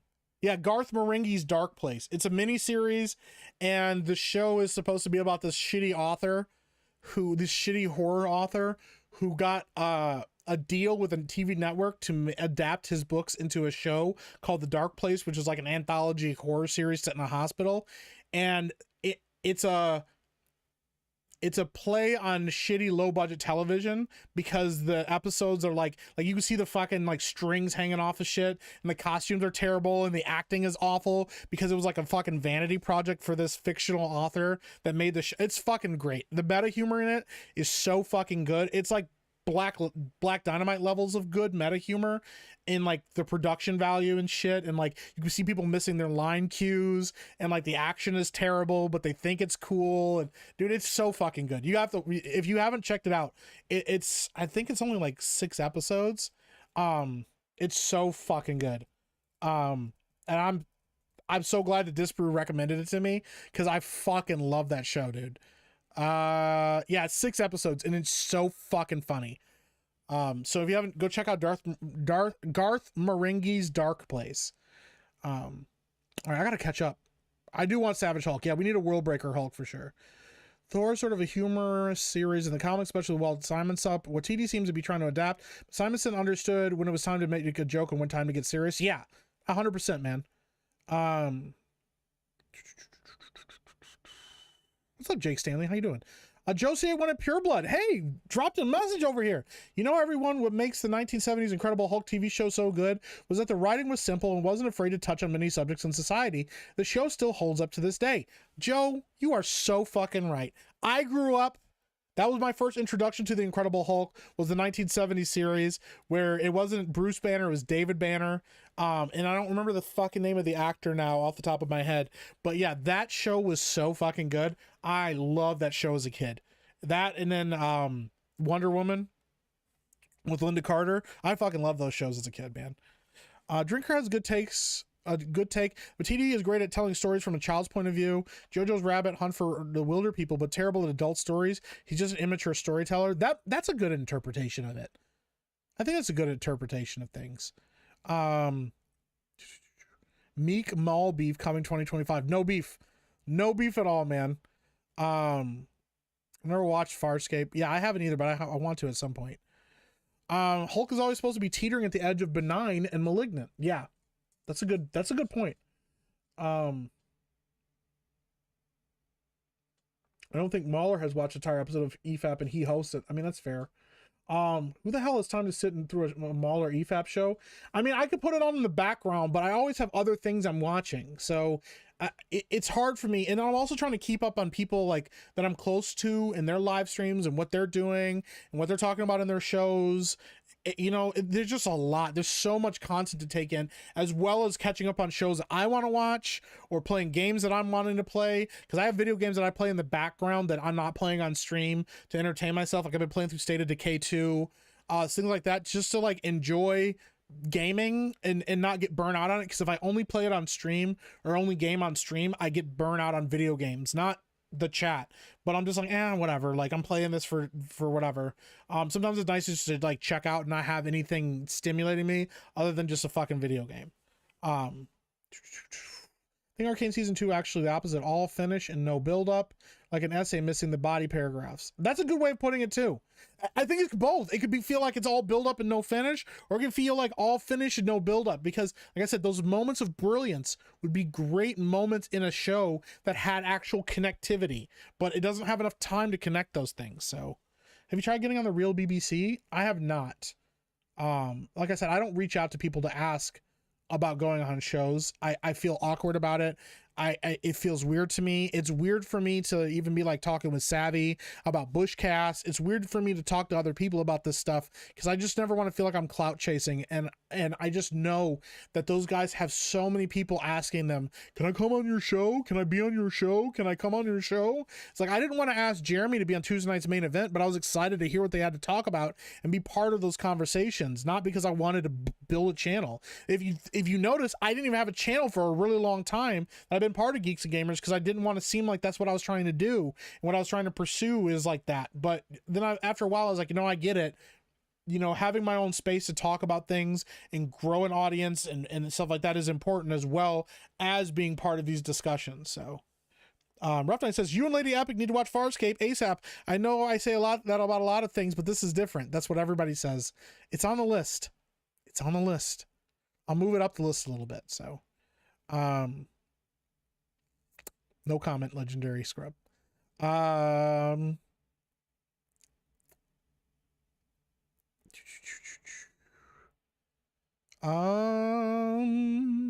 If you are late, donate $5. If you miss a stream, donate 10, and Mike will not send the collectors after you. You don't have to do that. Some of the best writing is the Twilight Zone recommended. You haven't watched. I watched some of the Twilight Zone, the original. I haven't watched any of the. I never watched the revival of it.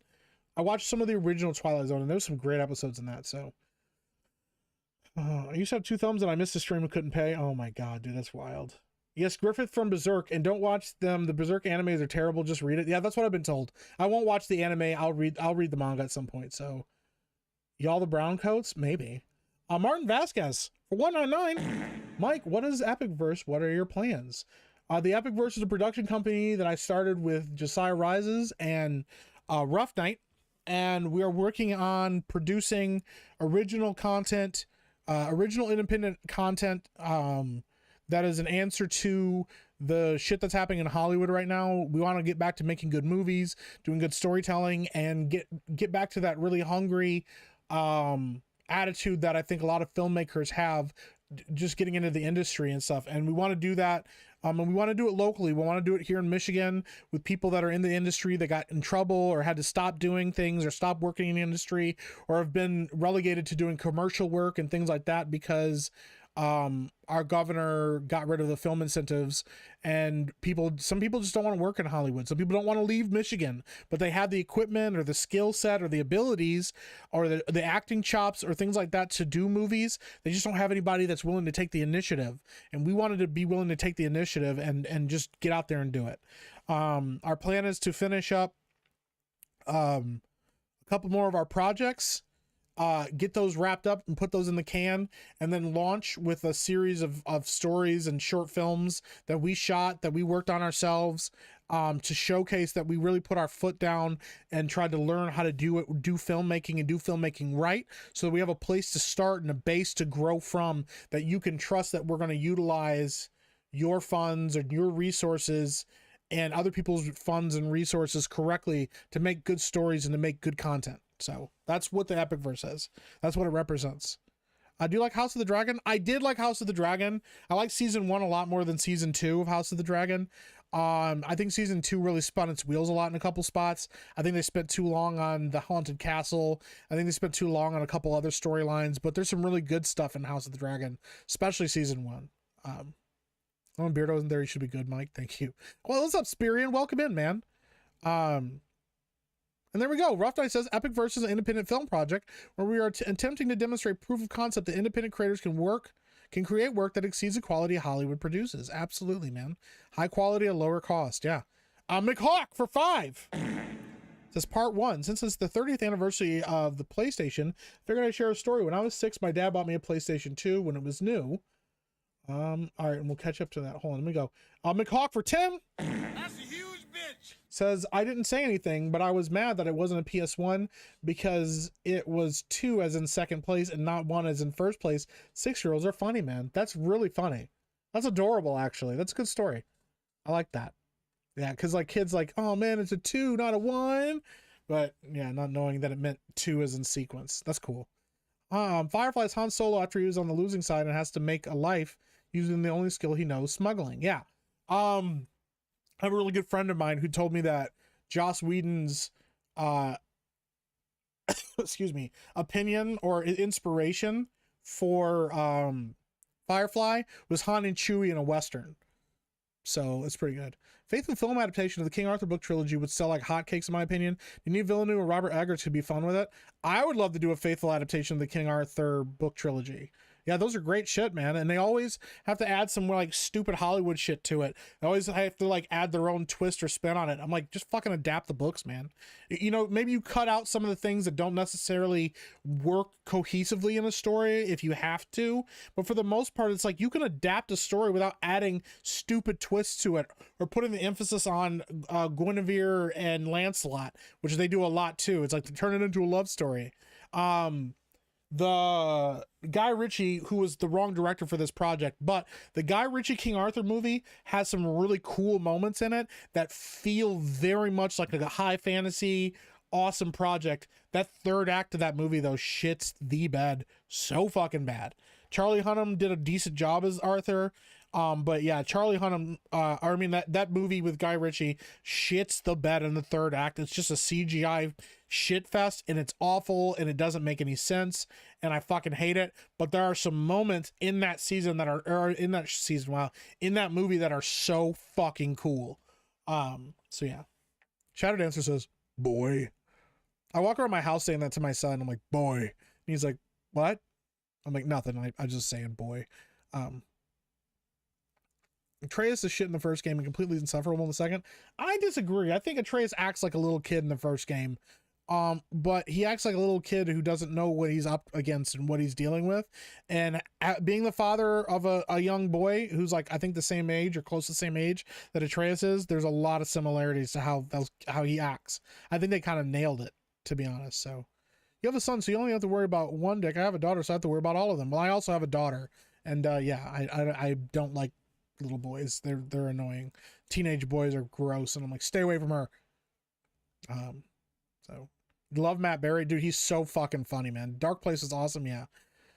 Garth Marenghi's Dark Place on Amazon Prime. It's also good goddamn television. Yeah, it's so fucking funny, dude. Red Dwarf was good for 2 seasons and okay until around season 6. Okay, interesting. Epic Mike says, Charles Devane says, Epic Mike, I liked EFAP, but in my opinion, they tend to be too analytical on their opinions on certain movies and shows, not that their opinion is incorrect or anything. That's fair. You can overanalyze movies. It can happen. You can overanalyze certain things that are not supposed to be. There's like a certain level of scrutiny where you go, okay, like, well, they only had so much money to work with. They only had so much ability here or so much ability there. But like in general, analyzing movies are designed to be.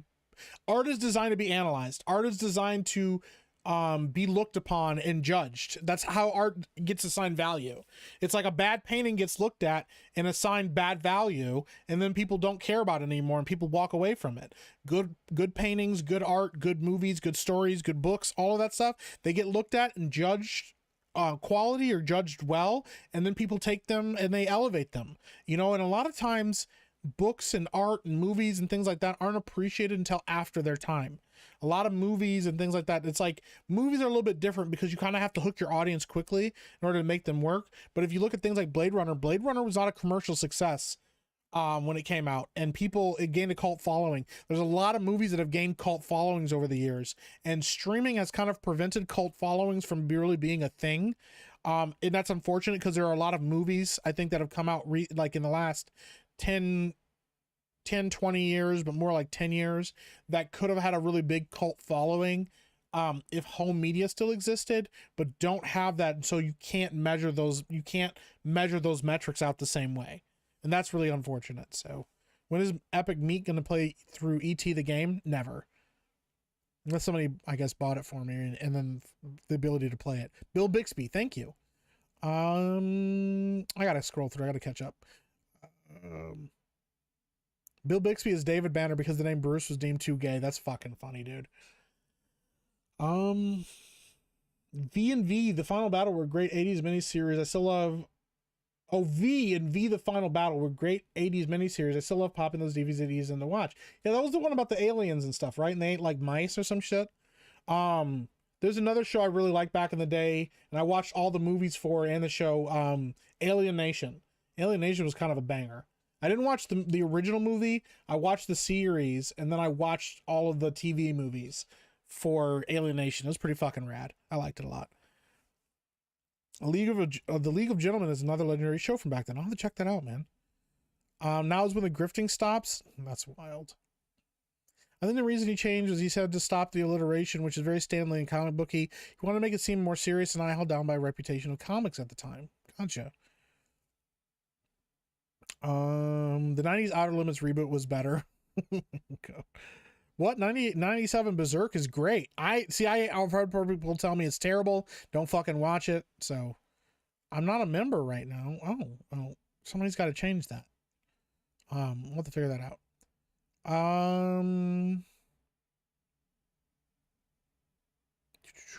You ever watch the Skycore home video channel, Mike? Just curious. I think you might enjoy some of their stuff. I have not.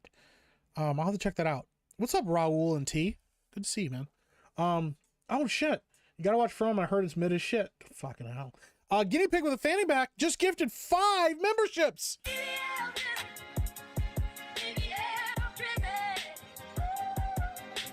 Thank you so much. Guinea Pig with a fanny pack gifted members to 94 Dalton, Jonathan Gary, Lurkio, Wolfman Bro, and Docs GR. Thank you, Guinea Pig with a fanny pack. Means a lot to me. Better give you that bucket after this. All right, I'll give you that bucket. Give me 1 second. I'll get caught up, and we'll do chicken grease. All right. Play the chicken jingle for the guinea pig grifter. All right, I get it to it. All right, let me catch up. I'm almost caught up. Then you can, hold on, let him cook. Then he can give me that bucket. I got you. How old was Atreus? Hold on.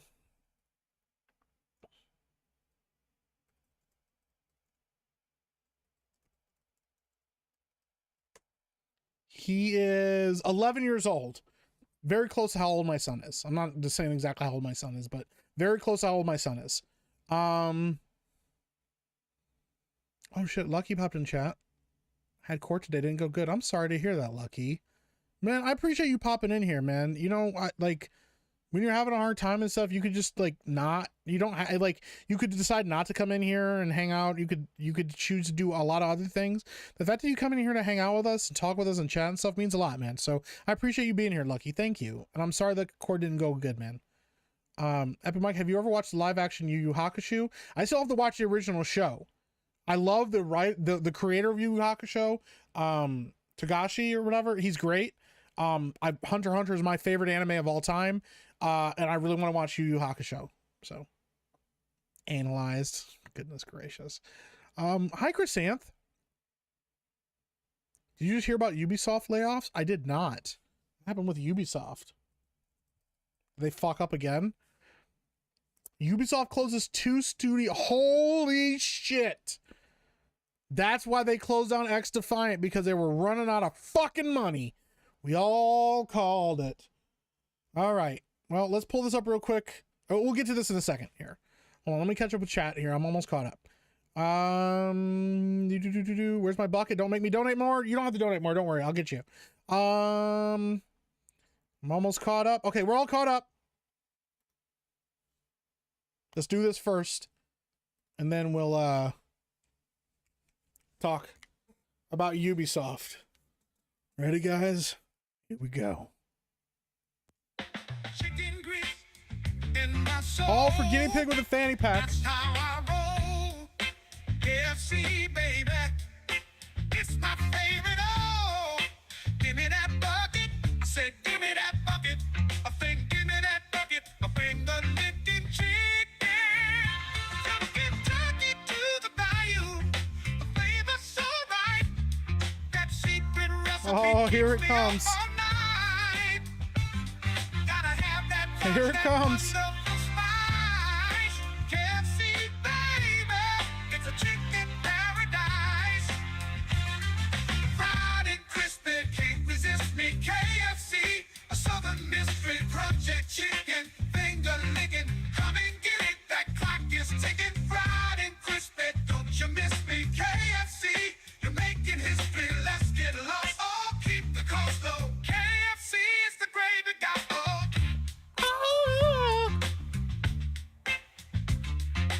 Give me that bucket. I said, give me that bucket. Give me that bucket. Oh, give me that bucket.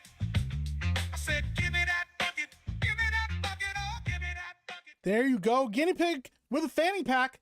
And everyone else that has donated tonight, thank you so much. I appreciate the hell out of you guys. It's never required, man. Lather me in grease, burn my soul. That's wild, bro. That's crazy. Yeah, man. There we go. Guinea pig with a fanny pack. I appreciate you, bro. Thank you so much. Epic voice crack, right? I realized I've been talking so long, my fucking throat was getting dry.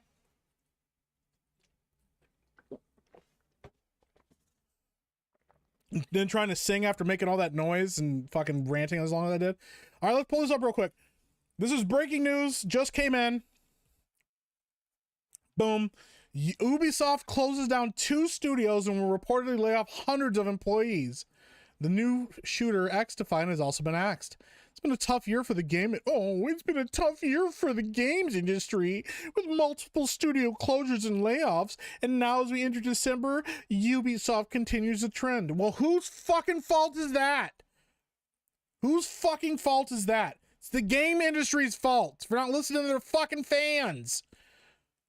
As highlighted by GameFile reporter Steven Totilo, Ubisoft is shutting down its San Francisco studio, Osaka, Japan office. It will also be ramping down its team located in Sydney, Australia. The total employee cuts are expected to be around 277 people. As part of this, Ubisoft is also ending services for its free-to-play shooter, X-Defiant, which will wrap up next year on the 3rd of June. This particular game launched earlier this year in May, and half of its team is reportedly moving on to other projects.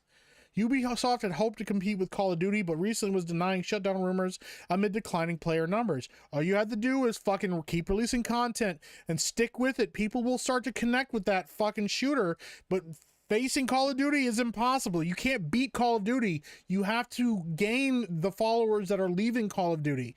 Create a net that catches the people that are walking away from Call of Duty.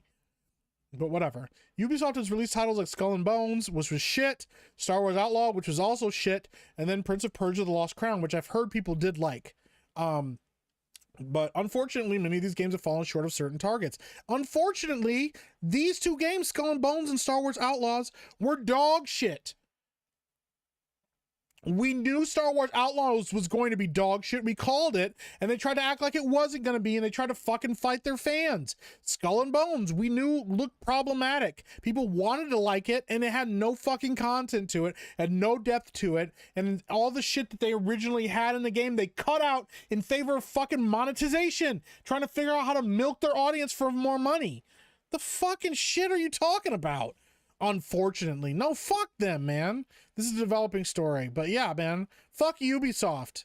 That's what they fucking get. Listen, man, I'm not ever happy about people losing their jobs. Nobody deserves to lose their job for no reason. But all of the people that were consultants, all the people that advocated for getting consultants in there, all the people that advocated for the modern audience and all of that bullshit instead of advocating for good fucking games that you have good blueprints for. X-Defiant, you have a blueprint for what makes shooters work. So stop trying to beat Call of Duty and get to Call of Duty numbers and make a solid fucking shooter that can actually catch the players that walk away from Call of Duty. That one that gains momentum over time. That's what you need. You can't come out of this. You're not going to come out of the gates swinging on Call of Duty, one of the absolute juggernauts in the industry. You have to be able to put something out there that has the scrappiness and the gumption and the quality that gamers are looking for that can actually play it out. A perfect example is the finals. The finals just didn't have enough content. That's the biggest problem. If they had more content, they could have fought through it, you know? But, you know, everybody that fucking that had Skull and Bones come out and added all this other shit into it that didn't need to be there, that advocated for not having, you know, any kind of depth to the game, all of that bullshit, you had a perfect blueprint in Assassin's Creed Black Flag on how to make a good pirate game. You make that with more mechanics, with more depth, with more RPG depth, with more exploration, with more island exploration. As a fucking pirate game, you could have made a absolute fucking banger. Here we are. Ubisoft fucked everybody. Fucked us out of good games. Fucked all of their fucking good employees. Awful, man. Haggy says Ubisoft stock has flopped 48% in 6 months, man. Fuck those people, man. Like Elden Ring. Elden Ring's a good example, but we all know FromSoft is a known quantity. We've seen them release good games, and we've seen them stick to their guns and keep releasing quality games and keep giving people what they want. So excited for Kingdom Come Deliverance 2. I'm still anticipating disappointment from GTA 6. That'll be 2025 gaming for me. That's fair. Kingdom Come Deliverance, I've only played a little bit of the first game so far. I really enjoy it, though. I like what I'm getting into. I love medieval games. I love medieval storylines. I like the combat system already in it. So yeah, man. It's crazy. Weren't they bought out? They're going to be bought out. Sony's trying to buy them right now. Yeah, it sucks. I have to pay close to $900 if somebody took my identity. Lucky, I'm really sorry to hear that, man. That fucking sucks. Sony might be running FromSoft soon. Yeah, it's true, man. I hope not, but it's possible. Glenna says, gotta get some sleep, everyone. Have a good night. No, I appreciate you, bro. I'm gonna be wrapping it up soon. We hit the 2-hour mark. That's usually about how long these streams go. Miss Rough Night says, gift giving holidays are coming. Get Meek merch for the whole family and all your friends. Epic Mike shop fourthwall.com. I just got the email from Mrs. Rubenhoob, from Miss Rubenhoob, for the new merch designs. We'll be putting out some holiday merch designs. These will be just for the holidays. I hope you enjoy them. I hope you like what they look like. They're goofy and silly, but they're cute, and I like them a lot. I think that she did a great job. So I'll put those out there. Like I said, I'm going to overhaul the merch store. I got to sit down with it and work with it, figure out what I want to put on there and what I don't like on there, all that stuff. We're going to work all that around. And because I appreciate you guys, because you guys did such a good job, and because it's taken so long to get the merch store up and going, for a very limited time, I'm going to set it up. We're gonna do probably a week of it, and I'll let you know when before it happens. I'm gonna bring back the Sneak Meek merch. We're gonna put that design on a couple more things beyond just t-shirts. So I'm gonna bring back the Sneak Meek designs. We're gonna do a limited run of those, maybe a week or 2 weeks with the Sneak Meek merch. People that didn't get it on it in the beginning, and that's just to say sorry for taking so long to get the merch up, merch designs for the rest of the stuff up. So I just want to let you guys know that. Because I appreciate the hell out of you guys. So, no, not Ubisoft. Sony is going to be buying out FromSoft. That's what they're hoping for anyway. So, can we get a chicken bucket plush for Christmas? I don't know about plush. Plushies are a difficult thing to do. There's a lot of logistics that go into that, but I will work on some cool designs for stuff. So, I never did get any dog eater merch. I know, I'm working on that. I got to get that all set up, and I got to get that all, like I said, I got to get in the merch store. You guys are on my list. I know who needs to get merch. I got your emails and all your information. I will send that out to you as soon as I can. So I have not forgotten about you. That is on me because of everything else that's been going on. I just need to get that out there for you guys. So I have not forgotten about it. And have a good night, Drakenwolf. I appreciate you. If somebody does buy FromSoft, it'll be another company they'll screw over. Yeah, 100%. So holy shit. That's wild.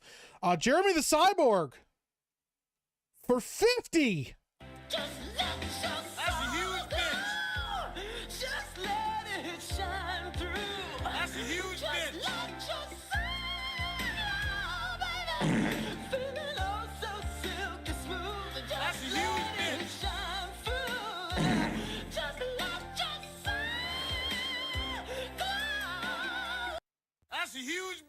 Thank you so much for the 50, Jeremy the Cyborg. You did not have to do that. I appreciate you for making you look like a guy who would jump people in a back alley on WWE 2K24.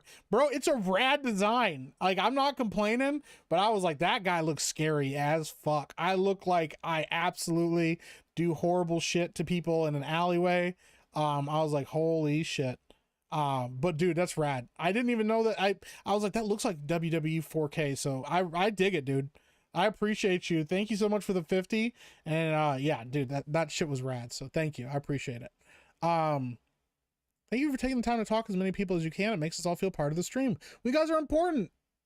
So did you see Sony's recent video celebrating their anniversary? Actually, pretty good vid of gaming throughout the years.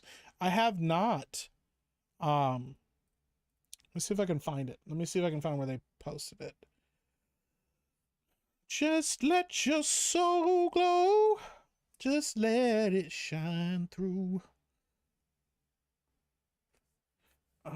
Is this it?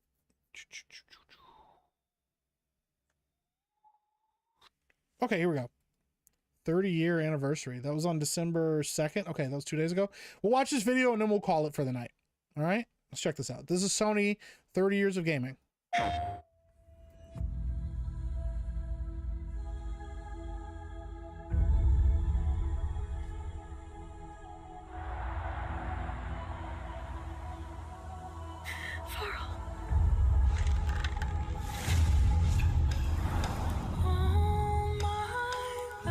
We can choose to be happy, It's changing every day. but not at any cost. In every possible way.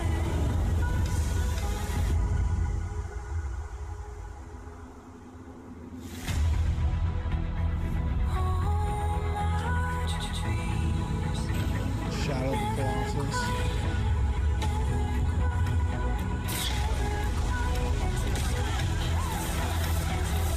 This Spider-Man? I still haven't played Spider-Man. Uncharted, hell yeah. 'Cause I can!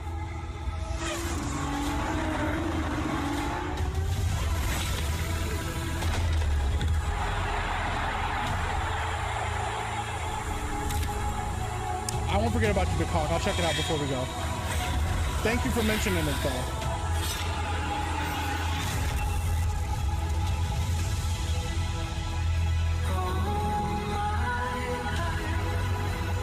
It's changing every day. Every possible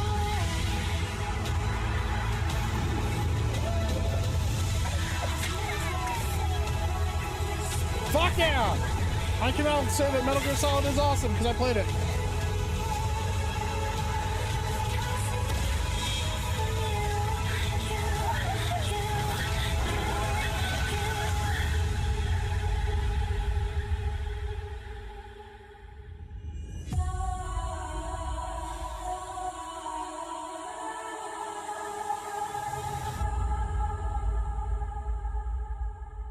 That's pretty rad. They use a lot of modern games. I would have loved for them to actually remember that this is the reason that we fell in love with gaming in the first place and what actually matters to gamers. But that's pretty cool. That's actually pretty cool.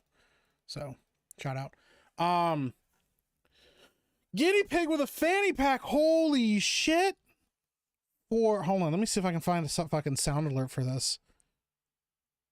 No, we're gonna fucking do KFC again. For $100 fucking dollars. Holy shit. The quintessential guinea pig in a fanny pack featured in my profile pic, Pumpkin, named for her shape and size, passed away last Saturday peacefully in her sleep. I'll take sympathy as I am still quite sad, but I will also take one more bucket. Hail Pumpkin. Well, guess what? I'll tell you what, I know you didn't know this, and that got me a little choked up. I didn't expect that. But my very first ever pet, when I lived in the middle of nowhere and didn't have any friends and didn't know anybody because I lived in the fucking boondocks, was a guinea pig named Nick. He was my favorite pet, still to this day.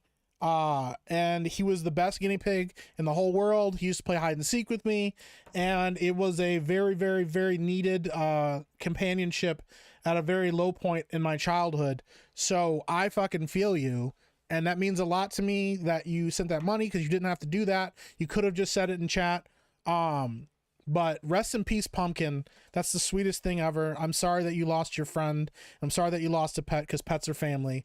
So this is for you, and this is for Pumpkin. I'm gonna put my sunglasses on to hide the fact that I teared up a little bit, because that's really precious. Chicken grease in my soul. That's how I roll.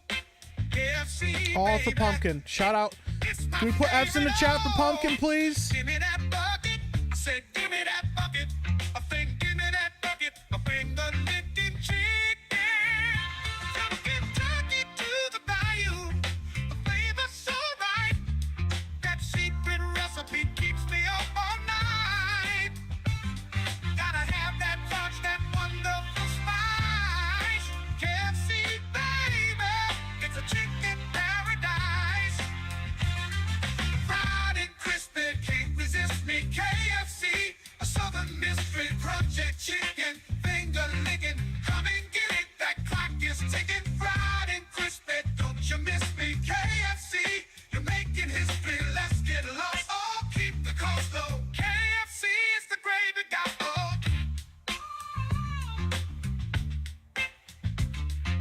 Give me that bucket. I said, give me that bucket. Give me that bucket. Oh, give me that bucket. I said, give me that bucket. Give me that bucket. Oh, give me that bucket. Shout out. Horse Sub says this song is making me hungry. Well, that song made me tear up a little bit. You got me. Guinea Pig, thank you for the $100. That's incredibly kind of you. But Reston's really, really precious. And like I said, yeah, I had a guinea pig growing up, and he was one of my best friends when I didn't have any friends, and it helped me through a lot of really tough times. So I very much feel it when we lose people that matter to us. So thank you so much, Guinea Pig. I appreciate you. And then Mick Hawk for 2 says, how's Maz's ass after the railing it got on stream? I think he's recovering. For those of you that don't know, me and Maza are gay lovers, or that's at least what I tell everybody, because it's the perfect way to stop Maza from being Maza. And so, yeah, just so people know, and you can spread it and tell Maza that you appreciate him and that he needs to be a better boyfriend for me. I'm just kidding. But also, yeah, Maza is, he's recovering still, because he got fucking railed pretty hard. So, and then McHawk for 5 says, I used to have a guinea pig when I was a kid until my uncle sat on it. Was his way of coming out to the family. God, that's wild, McHawk. Well, shout out to fucking guinea pigs. They're fucking great pets. I loved my guinea pig.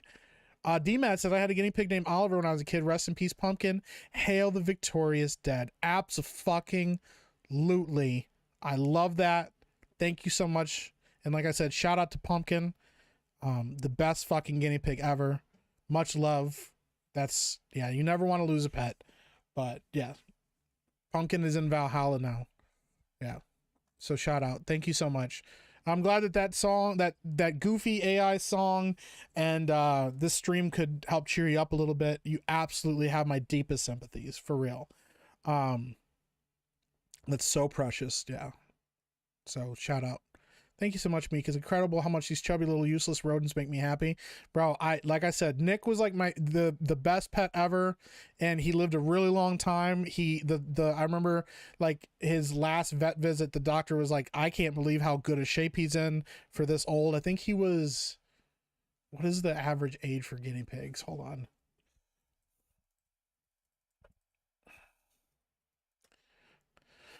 I think he was 9 when he passed. And he was like in really good shape, and yeah, he just kind of one day went to sleep and didn't wake up, and it was precious. But yeah, I feel you. I will always have sympathy for people that lose their pets, because pets are family. But thank you so much. I appreciate that. That's beautiful. And yeah, guinea pigs are awesome. So my brother had only 60 guinea pigs. Dude, 60 guinea pigs would be crazy. That would be so wild, dude. So no, thank you so much. Rat Eye, have a good night, man. I appreciate you. And yeah, I think that's kind of crazy, McHawk. That's such a one. Uncle came out sitting on a guinea pig. That's wild, bro. Their poops make really good compost too. Yeah, and my grandmother was like staunchly against pets because we were living with my grandma at the time, and she was staunchly against pets. But my mom was like, you know, this guinea pig, it's small. You know, he wasn't that small. He got to be like that big, or like that big. He was a big guinea pig, and he was also one of the short-haired ones. But anyways, my grandmother was staunchly against pets, and my mom brought her in, and then or brought him in and gave it to my grandmother, and she held him for the first time. He was still kind of small at that time because he was still like, I think he was only like 6 months or something. I don't know. He was pretty small still. And my grandmother fell in love with him. She thought he was the most precious thing in the world. He used to chew holes in all her shirts, and so my grandmother had these patches, these like little mini butterfly patches she would put on her shirts to cover the place that she had holes in. And it was the most precious thing ever. So yeah, shout out to guinea pig pets. They're awesome pets. And like I said, I really appreciate that 100. That was awesome. McHawk, I appreciate the 5. Thank you. So yeah, man, that's awesome. What's up, B-Man? Yeah, we're still live, but I'm actually getting ready to call it for the night. What's going on, Night Saber? Yeah, we're getting ready to call it now. I do have baby duty tonight, so I also got to relieve Mrs. Epic so she can get some rest tonight as well, because Tuesdays are all night night shift for the baby. So guys, I appreciate you.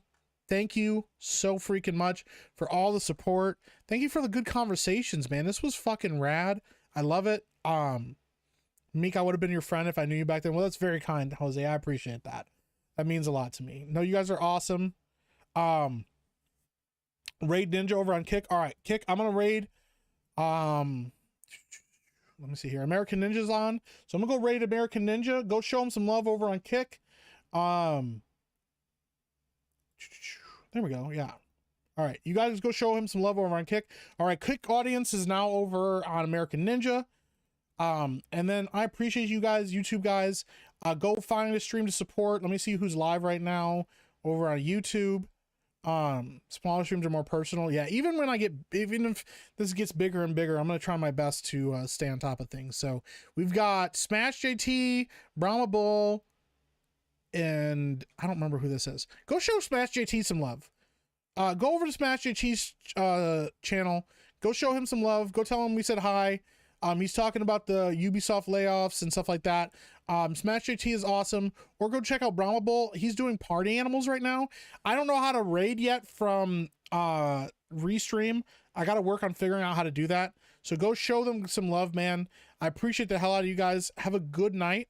It's all good, Night Saber. I appreciate it. We'll be streaming again tomorrow. Last thing, Apollo Monopoly, member for 4 months. Says heart. I appreciate that. Guinea Pig with a Fanny Pack says, hail to this chat in particular. There's a reason I share personal things here. Well, you're always safe to do so. I very much appreciate it. It really does mean a lot to me. Yeah, much love to you guys. I'll be streaming again tomorrow. We'll likely be doing more sleeping dogs. I think that's really what I want to go with.